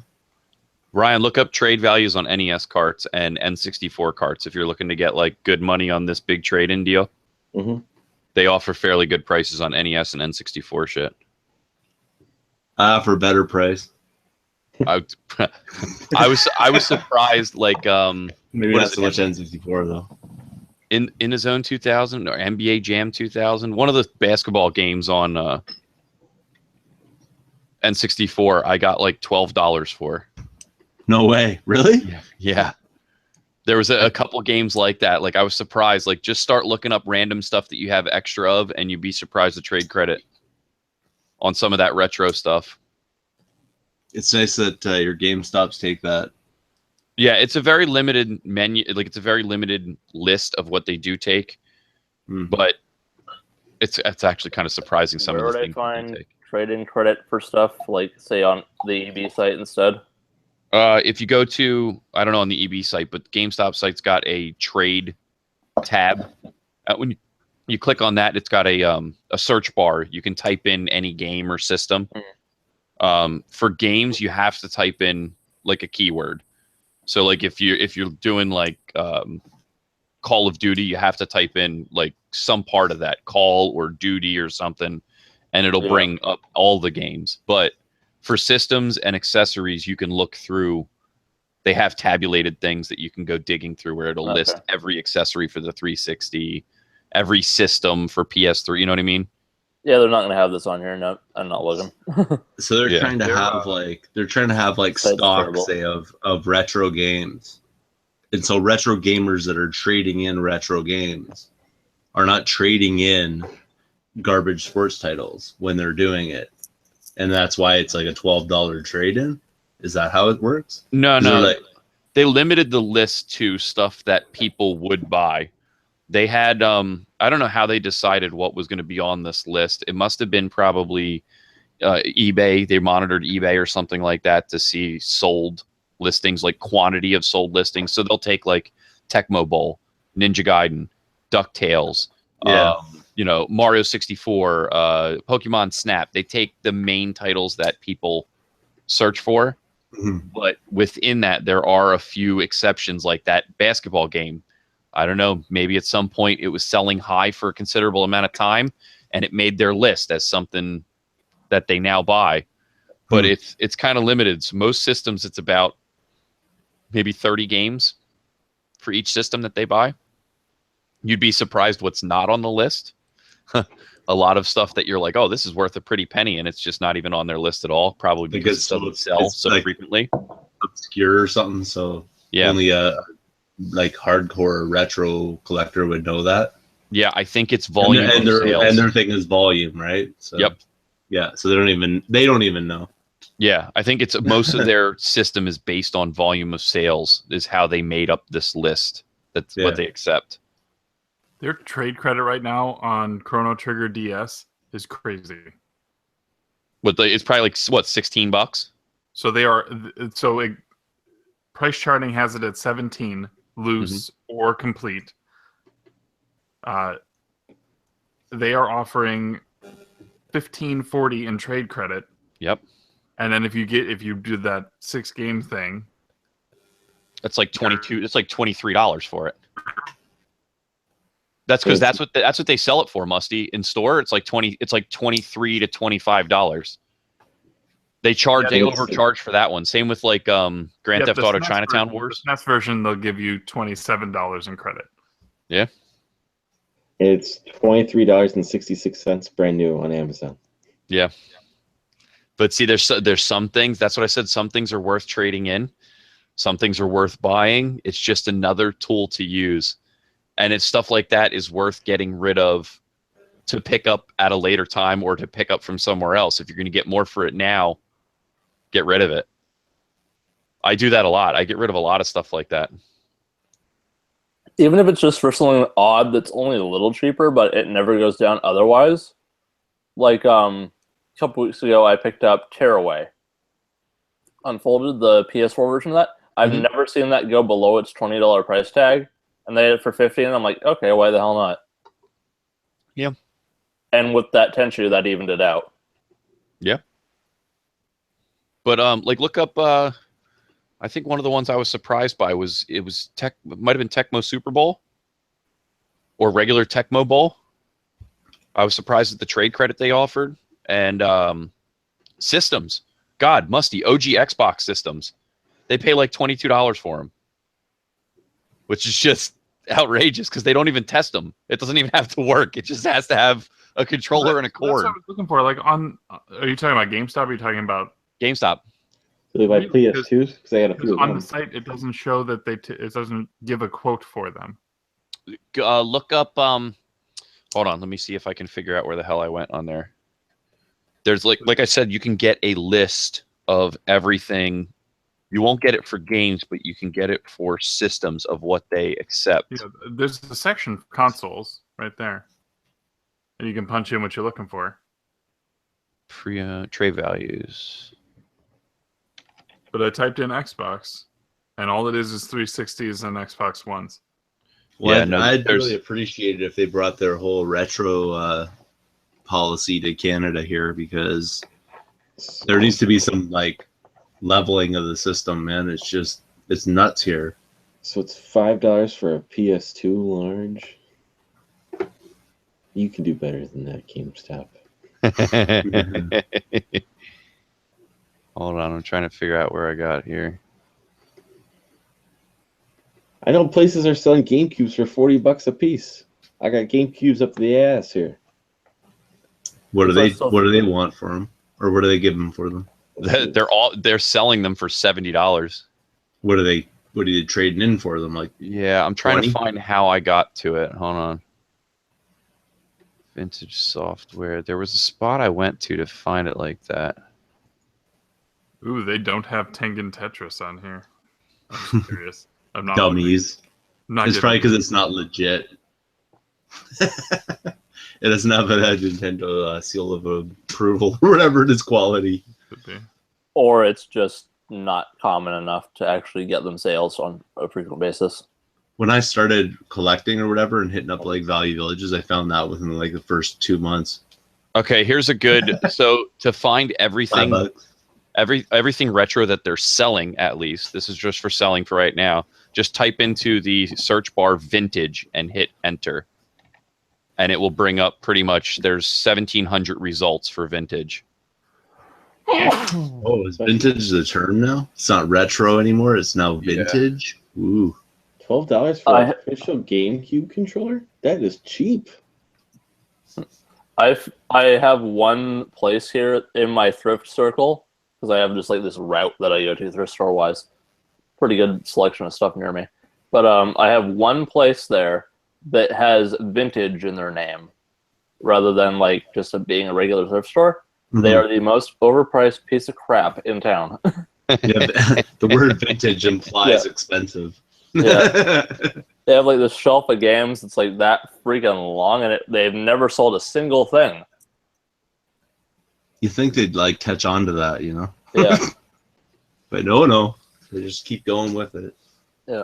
Well, and that's the same thing put happening paintings in at front of like them. the Value Villages and the. Yeah. I mean, they take them off the shelf, but you see them; they sit there. Mm. You know, it's just they're putting like crazy prices on this stuff. If you're gonna put crazy prices on it, at least know what the price is of it. Yeah. I remember one time I walked up to the counter in one of the regular thrift stores. It's been a few years since I told this story, but or a little bit. I don't know. Never mind. Timelines. But just I walked up because they had Secret of Mana in the glass cabinet. I'm like, ooh, Secret of Mana, and it's like $60. Like, okay, you're a thrift store. You got this for free. Yeah. And I just walk up to the counter and play. You know, I was looking at this, and it's like, I understand you want to get money for your charity, but people coming in here looking for deals on games and stuff, they're gonna see that. That's just gonna annoy people. You're not gonna get anyone buying that at that price, and it's just gonna sit there. If you want to price it at that, don't put it on the floor. Put it on eBay. Just because otherwise, it's just gonna sit there not doing anything for you. Yeah, no, it's like that's not the reason to go to a thrift shop. I mean, thrift shop requires effort. It requires hunting. Like, yeah, it's like people are not coming into the thrift store to spend that much on a video game. Yeah. And I just straight up told them politely, I'm like, hey, just if you want that much for it, go to eBay. There's no point putting it on the floor. You're just going to annoy your customers. Yeah, I agree with that. Steel Battalion. Just the pedals. I have the whole thing. I know, but I need the pedals. I got the controller. I actually asked one video game store if they had the pedals for Steel Battalion, and they just gave me this really confused look at it. It took a second to register. Like, what? It's like, that's not a question I've heard before. It's funny. I don't think it's very likely I'll ever complete it, because when I'm not going to pay for them like the price eBay wants, so where am I going to find them? And the shipping. At least I got to see that reaction, because that was priceless. Yeah.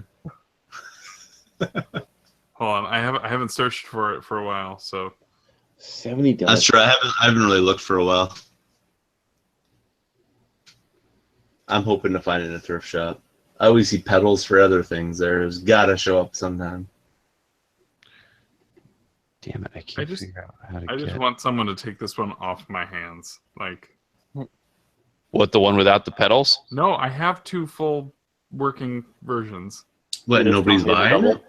I gave you $20 for it. I listed it a long time ago, and nobody was biting.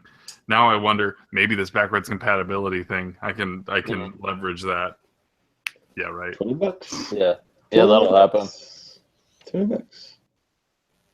They're gonna release a special edition new Steel Battalion controller for the Xbox One. It's on some of these GameCubes if it's this high in price for this console. Since like nobody in like the modern world can actually get out of the hangar without blowing up. Craig says he's got GameCubes for $50, man. I was buying them at Goodwill's for like $5 a piece. I'm gonna start flipping some of these GameCubes. I pretty much like unloaded all mine in the past. I have a hard time selling them. They just don't sell around where I'm at anyways. I still think it's because of Smash Brothers is the only reason why the GameCube price is that high. But people just want it for playing GameCube. Even that or than original Wii too. Why original Wii still sells for a decent price, like $40-$50. Wii sellers. Yeah, Wii sellers. It's like the lads from STC. Like the Wii Central now. Picking up. Wow, what's that's going on cheap. with Joe, and why does he have so many collections? Sonic Curious. Adventure for $8. That's pretty cheap.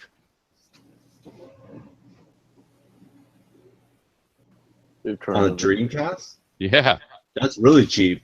I know. Well, in Canada, that's really cheap. So how much was Sonic Adventures? $8. Oh yeah, that's a good price. Granted, it's going to come loose disc to your house, but still. Yeah. Probably scratch the shit too. Or factory sealed, you never know. You can just take it. Yeah, exactly. You can just take it right back to the store, though, and they'll give you your credit back. You know, Xbox is $60. Yeah. Eesh. That's weird because like I bought one when they stopped right at the point where they were stopping selling them like in my GameStops or whatever, and it was like 40 Canadian. Wow, they actually sell Illbleed. I don't know why I bought one because God, some of the prices are actually really cheap. Techromancer for $45. Game Boy Advance SP, $65. Some of it's crazy. Capcom versus SNK for $25. I can't find that like big drop-down menu I had before. They might have changed this thing, or it might have been only on mobile that I was able to see that. Hold on. Where I was able to make it give me a rundown of what they pay for everything kind of deal. So you don't have to type in each individual item every time. Oh, where it's just a big list. It's a big list, not for software, but for everything else, for hardware and accessories. I was able to find a list of everything. Okay, yeah, it's mobile. If you go on the GameStop app and you go to trade values, you can click on consoles. I think consoles or accessories. Yeah, consoles or accessories, and it'll give you a list of what they pay for everything, as opposed to trying to go through the website where you have to click on each individual item. You know, you have to type in something. It only lets you do the search bar. On mobile, they actually list everything. See, like that's actually, God, they're giving $8 for PS1 systems. That's actually kind of worth it.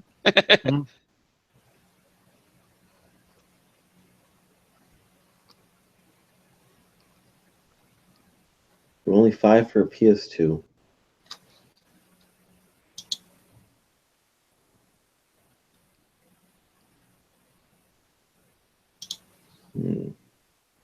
As we all just search our phones. Yeah, Yeah, I'm looking at Craigslist and what stuff's selling on Craigslist for, or what people are asking for on Craigslist for. I've been seeing a lot of 360s popping up in my Facebook groups and stuff. Like people just can't get rid of them. I've seen them as low as $30 now, like $20 and $30 for Xbox 360 systems, which is just sad. Nobody wants them.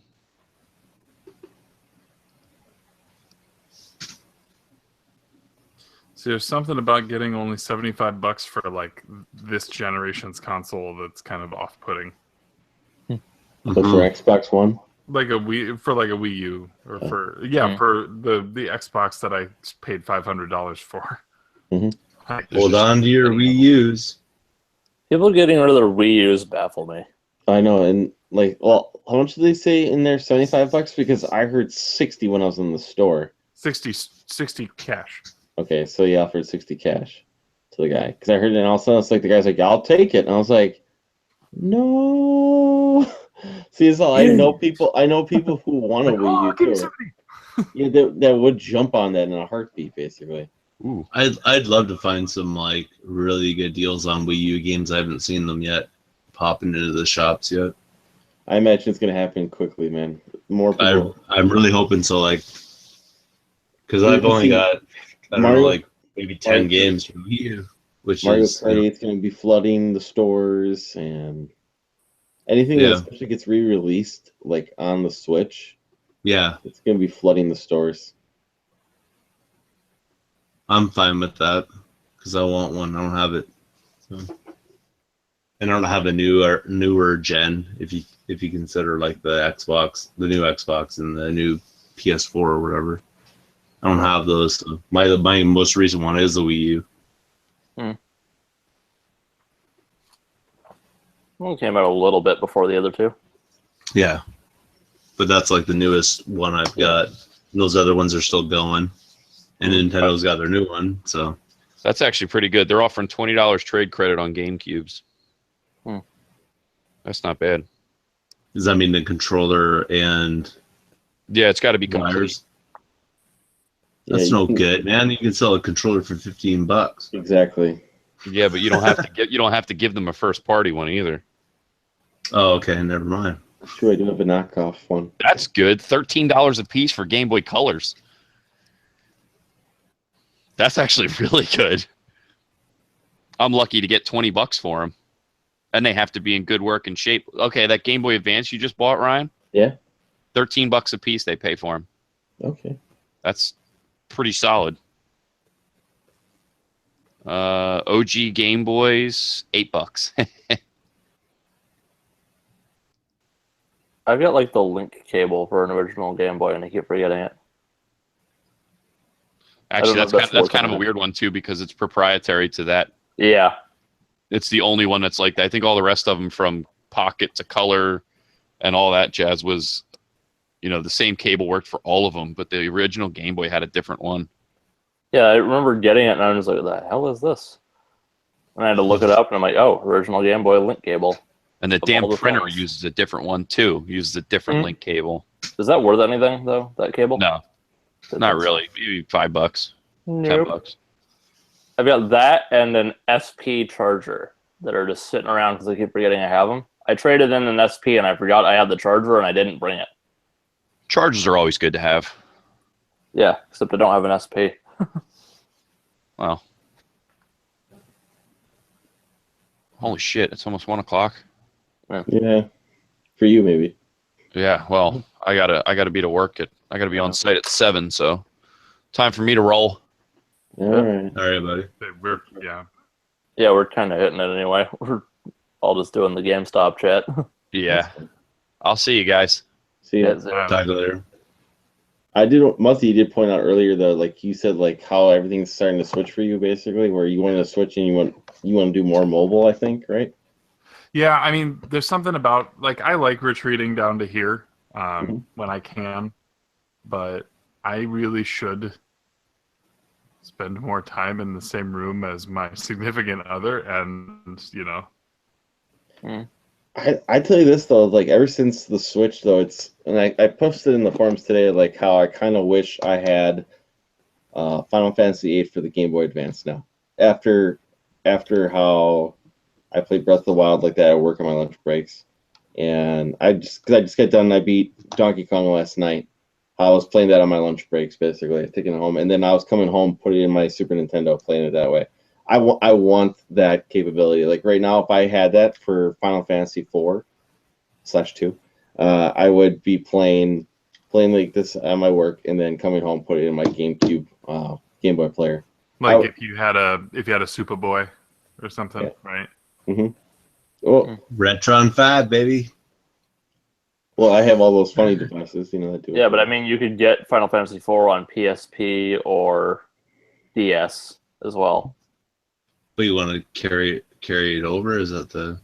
I mean, if you had it on Supposed to be PSP, able to you say, could. I'm you could playing. hook it up to I'm your playing TV. that version, you know, on the go, and then I come home, and now I'm playing it at home. But it's not. Yeah, I get what you're saying. You can plug in the cable.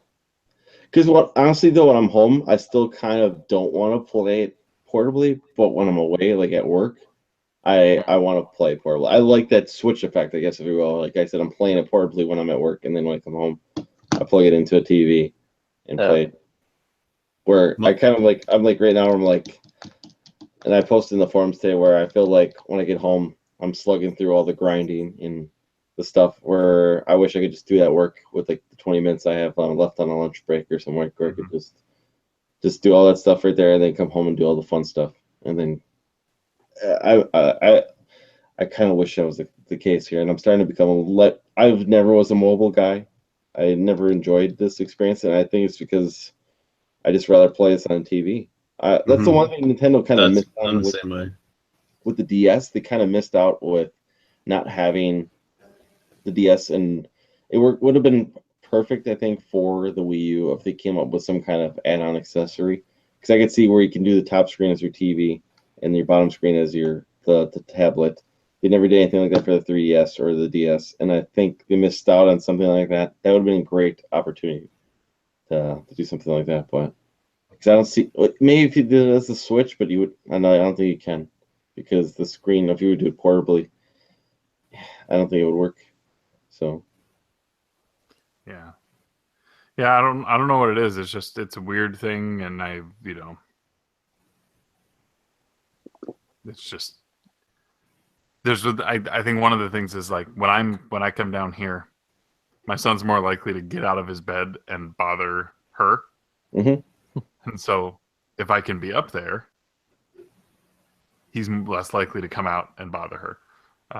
which means that she can, watch a show that she wants to watch or that kind of stuff. And so being able to be in the same room playing something, even if I'm not paying any attention to what it is that she's watching, which I wouldn't, in a lot of cases I wouldn't anyways. Yeah, that may simplify things or make things easier for her. And all the while I'm like, well, thanks Switch, or thanks 2DS XL for allowing this to happen. I don't know, it's a weird shift. It's funny. It's funny how that happened. Actually, but speaking about portable consoles, and I forgot to mention this earlier, and I doubt anyone's actually interested, but I have a friend that's probably going to get rid of his limited edition Link Between Worlds 3DS, if anyone's interested in that. I already have one, I'm sorry. It doesn't matter, I just figured I'd mention it as a thing, in case anyone cares. I probably would want that one because, I mean, if I didn't have it, I am still looking for, if I could find it as a deal, the Ocarina of Time, 3DS. And maybe the Game Boy, because I kind of want anything like a Zelda Edition console. Is that one whatever they call the new 3DS No, or it's the XL not. or? He's getting rid of it to afford a new 2DS XL. I know the Brad told me today that he traded his Darkwing Duck for that exact Link Between Worlds 3DS. Damn, that's a good deal. I don't know if I would do that. Well, he's got it. He's already got a copy right now on his. Ever since he found out how to mod the NES Classic, he's been selling off his NES games for other things, or he's been trading most of them away for other things. So he's been getting Super Nintendo games or getting stuff that he wants. So he's been wanting a 3DS for a while. So now he's got a 3DS. Yeah. So yeah, I'm a little more tactile. I want the cartridge. Yeah. That's just it. I still think he made a good deal because I think that that Zelda one goes for still a pretty penny. Yeah. And those 160 or so. Yeah. Yeah, So, I mean, yeah. I'm only talking from my personal perspective. I mean, for him, that's great. Go nuts. Yeah, I mean, outside of collector mentality, you traded a single game for a freaking console. Mm-hmm. Yeah. That's pretty good. And the Zelda ones still hold their value. It wasn't just a regular one. Yeah. Because like I said, the Ocarina of Time one's still a pretty pricey one. Where that's why I said I hope I can find it as well. I will. Next one's just give me time. It's all about time. Yeah, Portal. That's not a portable one, even though it's got any port in it. Get Journey after that. There's not a portable version of that game. Mega Man 2 there is. Isn't there a way to play Journey on the Vita? Maybe, but I'm not spending $200 on a Vita. That's fair. I just thought of that as a portable option. That's a good point. If there is one, they're not even selling Vitas now, are they? I don't believe so. No, I don't think so. But they still I missed out on that, man. I should have. I mean, that's going to be something later. It's going to be huge. There was never a clearance price. I think stores just stopped carrying them because they didn't sell. They didn't order for more stuff. But it's just there's so many good titles on it. It's just going to be, it's going to be miserable. It's going to be like Neo Geo kind of epic. I don't know about that.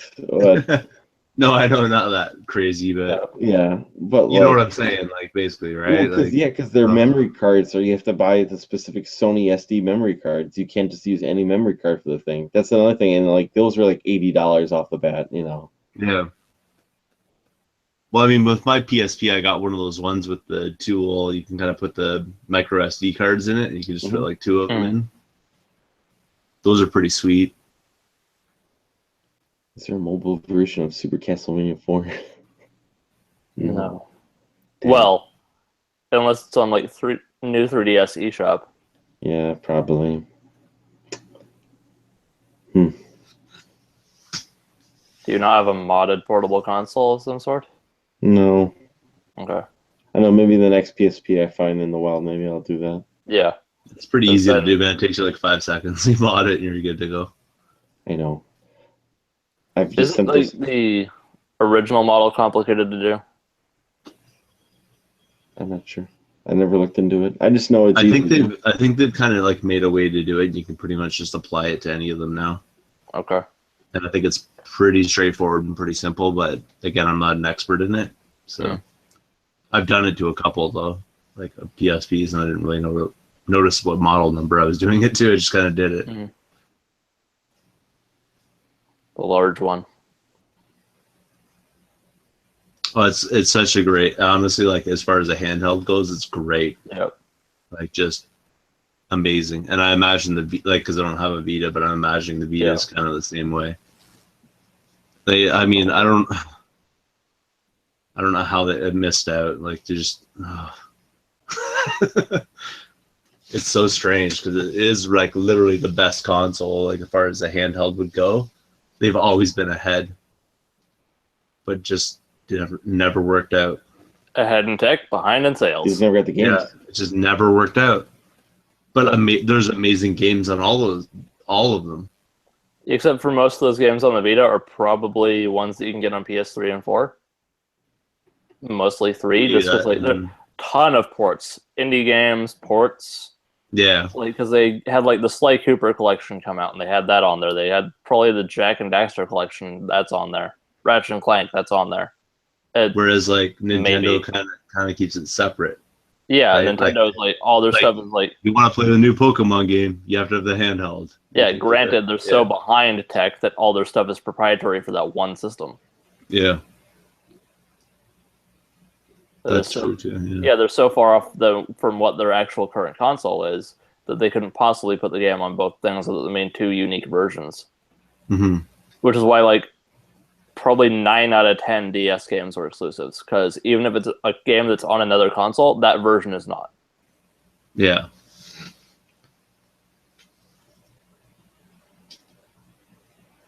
It's like how you talk about the Thor video game. That conversation goes from, oh god, that's such a bad game, to it's like, oh, you're talking about the DS version? That's great. Oh, it really is? It's not great, but it's a pretty decent side-scrolling 16-bit style beat 'em up. It's made by WayForward. Yeah, I like that one. But I like that when the console version's like completely different than the portable. That's kind of cool. Like, yeah, I like finding hidden ports or like hidden games that are just not something that you would look at and think is a different thing. Mm-hmm. Like, I got the Wii version of Prince of Persia: Forgotten Sands. Looks exactly the same. Completely different game. Really?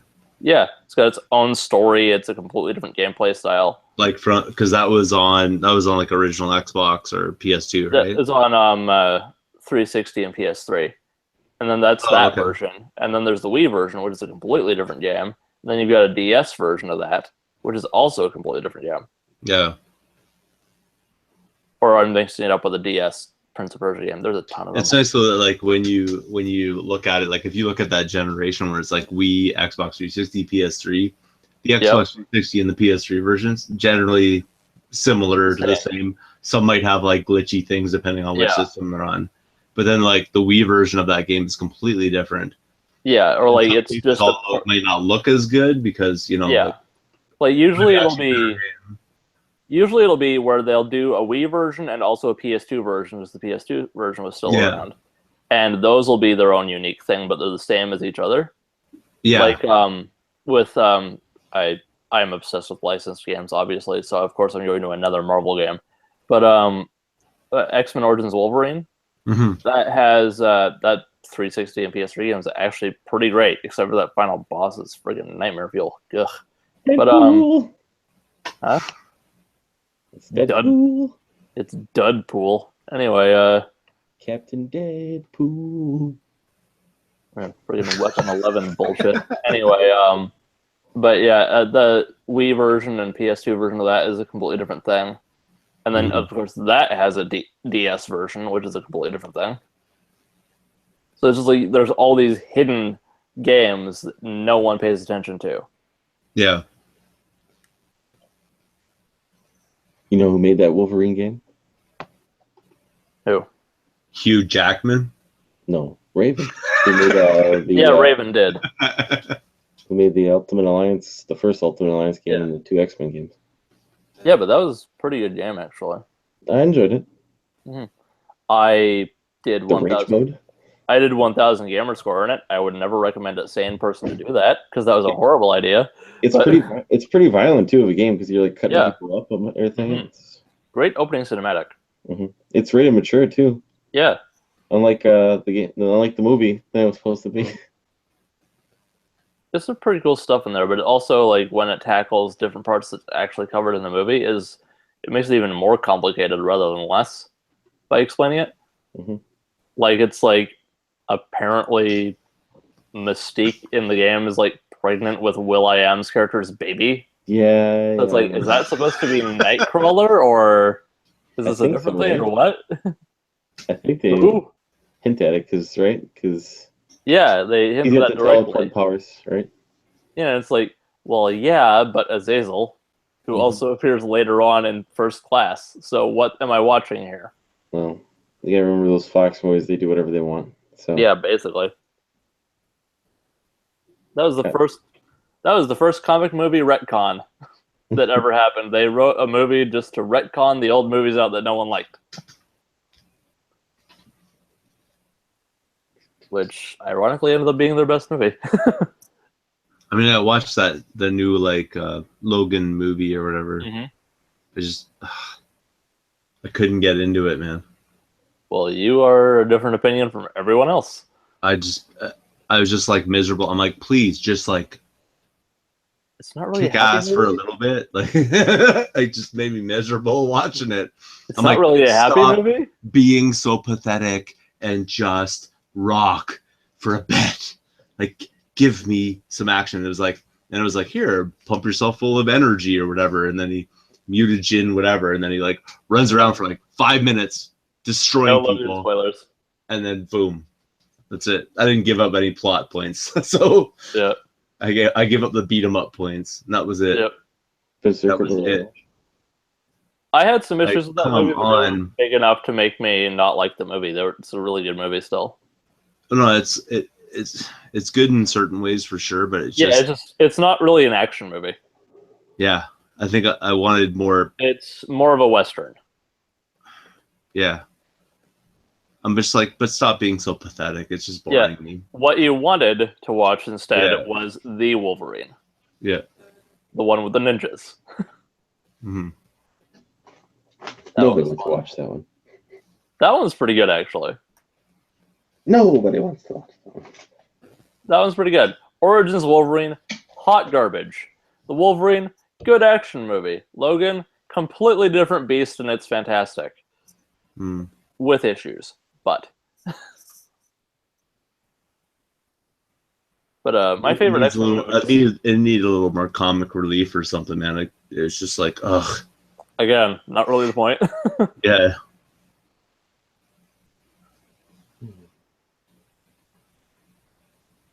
Anyway. Sorry, I'm in the zone. Swiping right. You know, he's still looking up GameStop prices. I'm trying to figure out how I can not spend money and get a Switch. SP2. But it's like, the problem is like the Facebook group I would list things in, everyone's cheapskates. Yeah. They're all cheapskates. And it's like, how much of a hit do I want to take? Or should I just say, forget it, I'll just spend the money? Why don't you just try Craigslist? Could try that, I suppose. Just Or try eBay. Craigslist. eBay has its issues, but you're more likely guaranteed the higher price faster. Yeah. You just got to be very careful how you list it. Well, yeah, I mean, like, there's, like, I'm debating my Saturn. Do you play it, is the question. I played it when Jason sent me those games. But beyond that, no, You have any attachment to this console whatsoever? I don't. It's Okay. it's an easy justification to let it go. Yeah. Unless you're going to, like, get the thing to play backups of games on it. Nah. Nah. Okay. Then There's get rid plenty of that. It's a pretty easy. Like, there's plenty of other things that I have that I Yeah, can use that time for. that's an easy cut, if you ask me. Mm-hmm. Because people are either really passionate about the Saturn or they don't care at all. Yeah. Well, and then comes the question of what do you do with games that were gifts? You probably I won't don't have really. something to play them on if I get rid of the Saturn. Oh, yeah. You know, like that's a weird thing. If you do musties, you quit the club for a little bit. What? You quit the club for a little bit, and then you say, "Oh, I had hard times," and that's all you really just BS the reason why you had to sell those games you got as a gift. People understand. Yeah.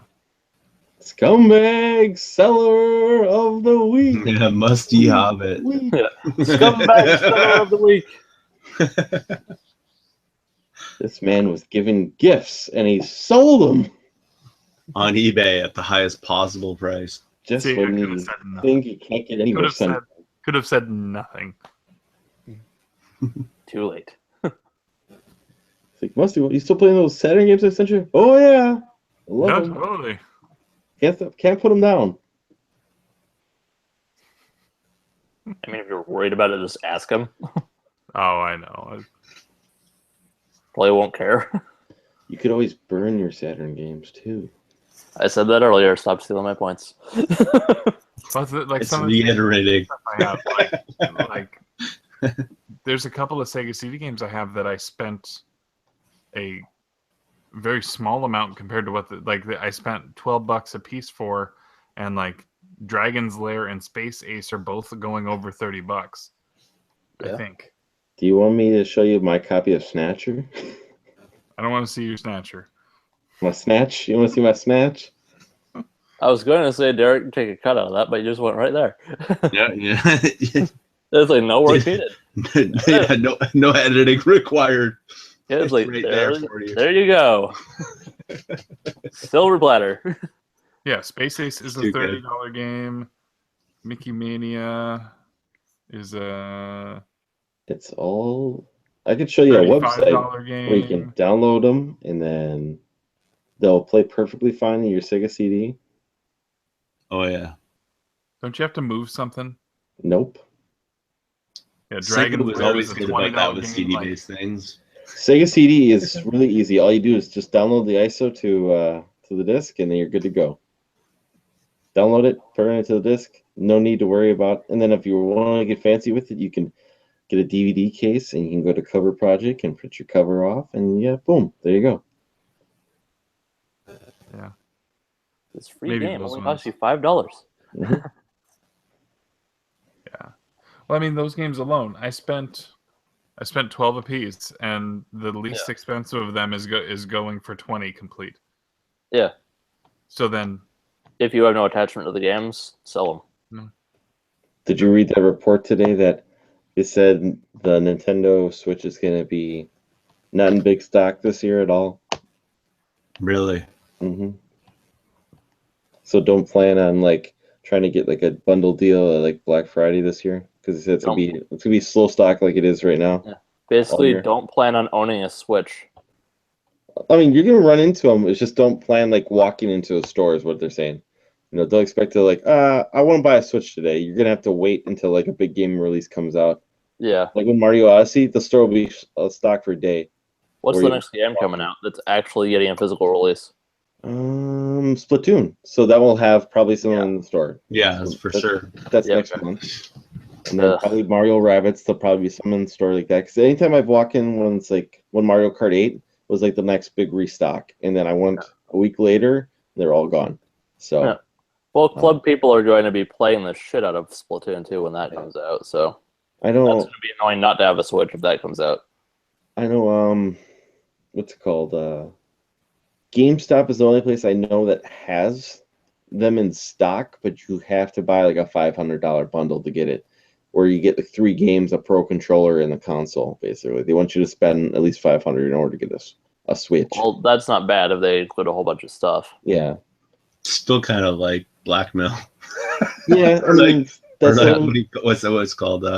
Not blackmail. Greasy.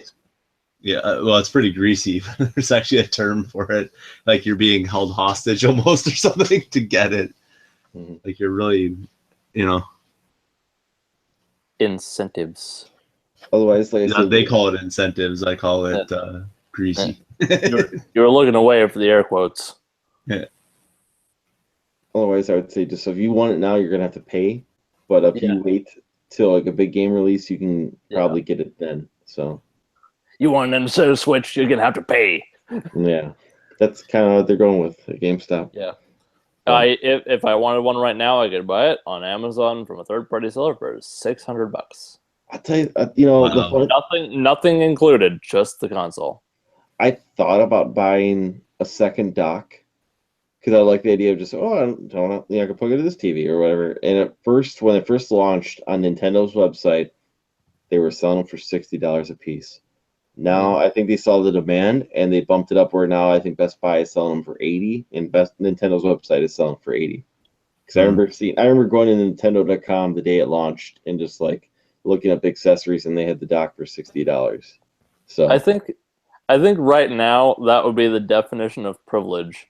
Not only did you actually manage to get a Switch, but you bought a second dock so you didn't have to unhook anything, so you could dock it to a second TV in your house. Yeah, that's just lazy. beautiful, lazy. Yeah. That's my kind of lazy right there. I mean, it's convenient as hell, but that's still like this with low stock and the price of all these accessories. That's just privilege right there. Yeah. Now you're taking away from the people by doing that. That's one less dock that they can put in a console Mhm. Yeah. to sell the console.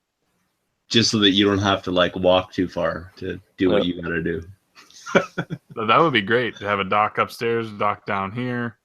Yeah, just so you don't have to. Just so you don't have to. everywhere. Just so you don't have to.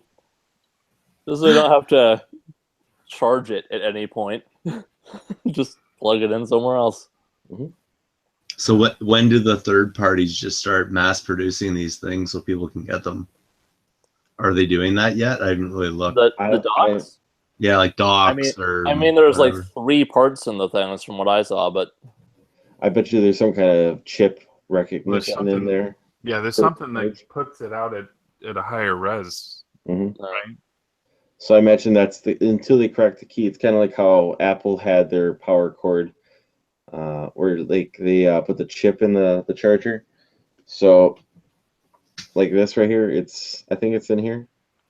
So like that's why it was really hard to make third party one for a while. Cable. Now I heard the third party cables are terrible because they die quick. Or an alert that says that this is not supported by this device. Yeah. So it's to me, I almost wonder if there's some kind of thing because that's how they did the GameCube component cable, like that. Yep. Aha! We've come full circle. We're Wasn't back me. around. didn't do it. Because they put the analog to digital converter chip in there is what it was or something like that, and third parties never Figured it out. figured it out, and then by this time it's not even worth their hassle when you can just get a Wii component cable, Yeah. because they didn't put that kind of effort into the Wii. It's funny because I was actually looking for a Wii component cable when I found it. Were you? I got one Yeah. right here. I mean, I have one. I have one of now. those little boxes you plug in the back that you can just hook it to HDMI. Wii.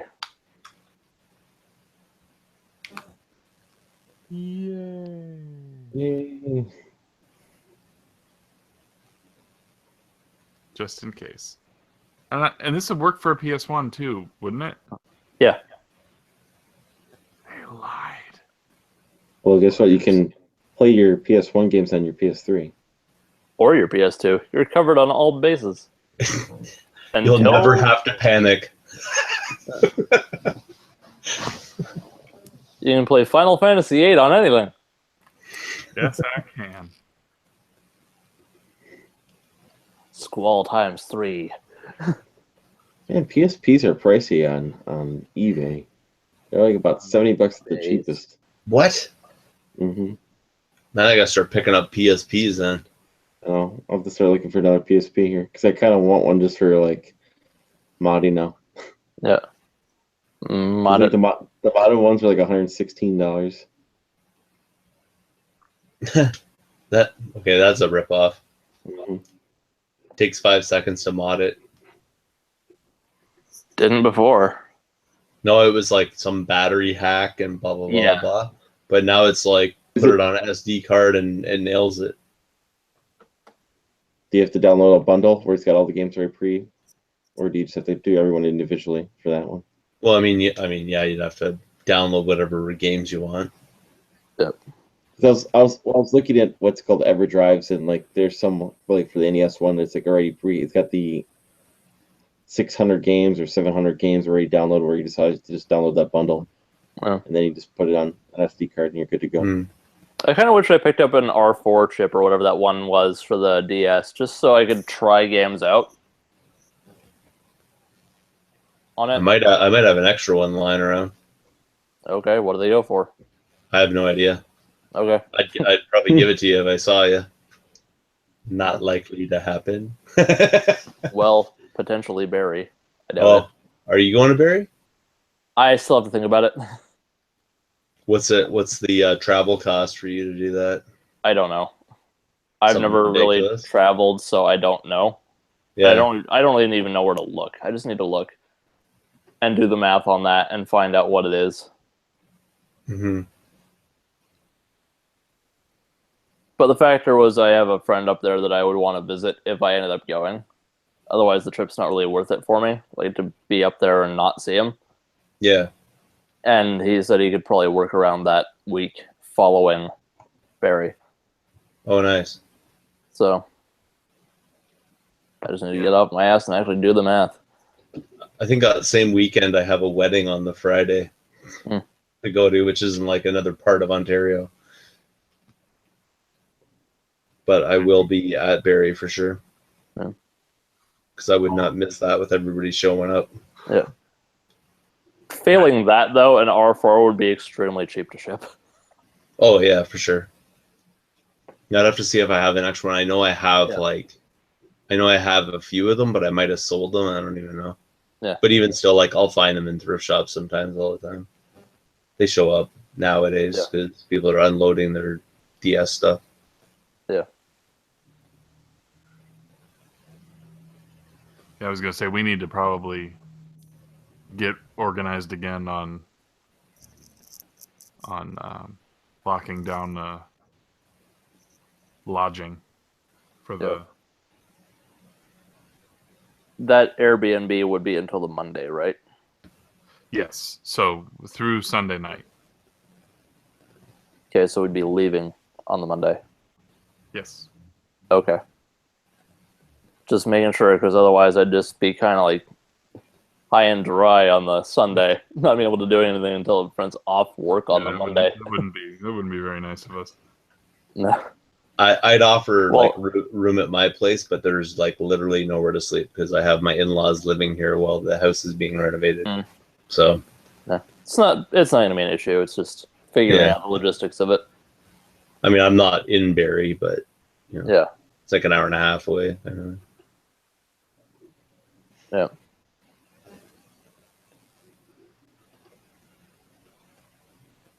Oh, this guy's rates came down a little bit, I think. Are you still looking at the GameStop website? No. No, the place we were looking at, the listing that I had, the listing that we had was,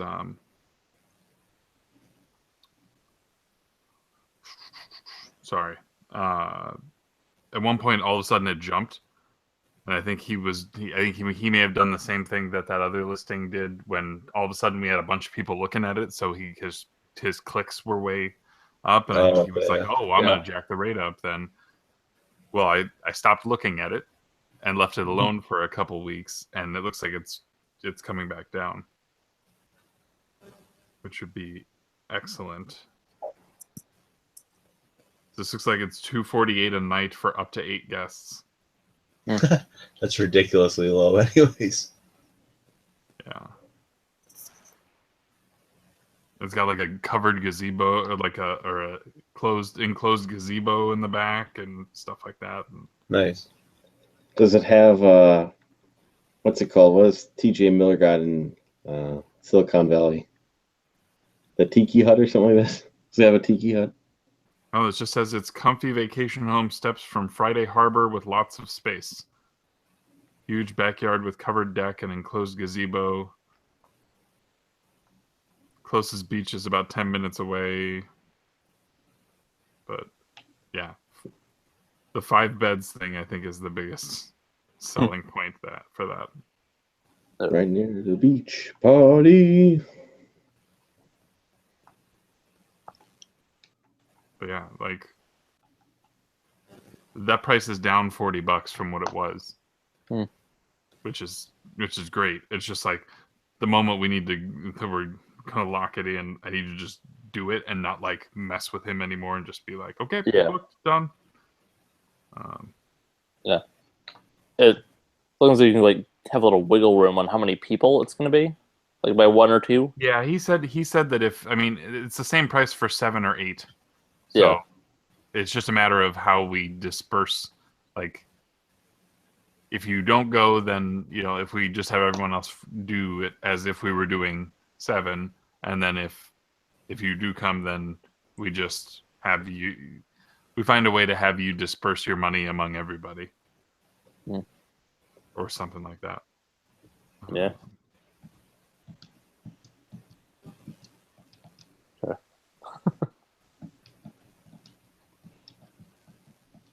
Okay, so it's about 12:30. I'm gonna probably call it a night for tonight. Oh. Cool. See you later. Talk to you later, man. Bye. We'll see you guys next week. See ya. That's it. Bye.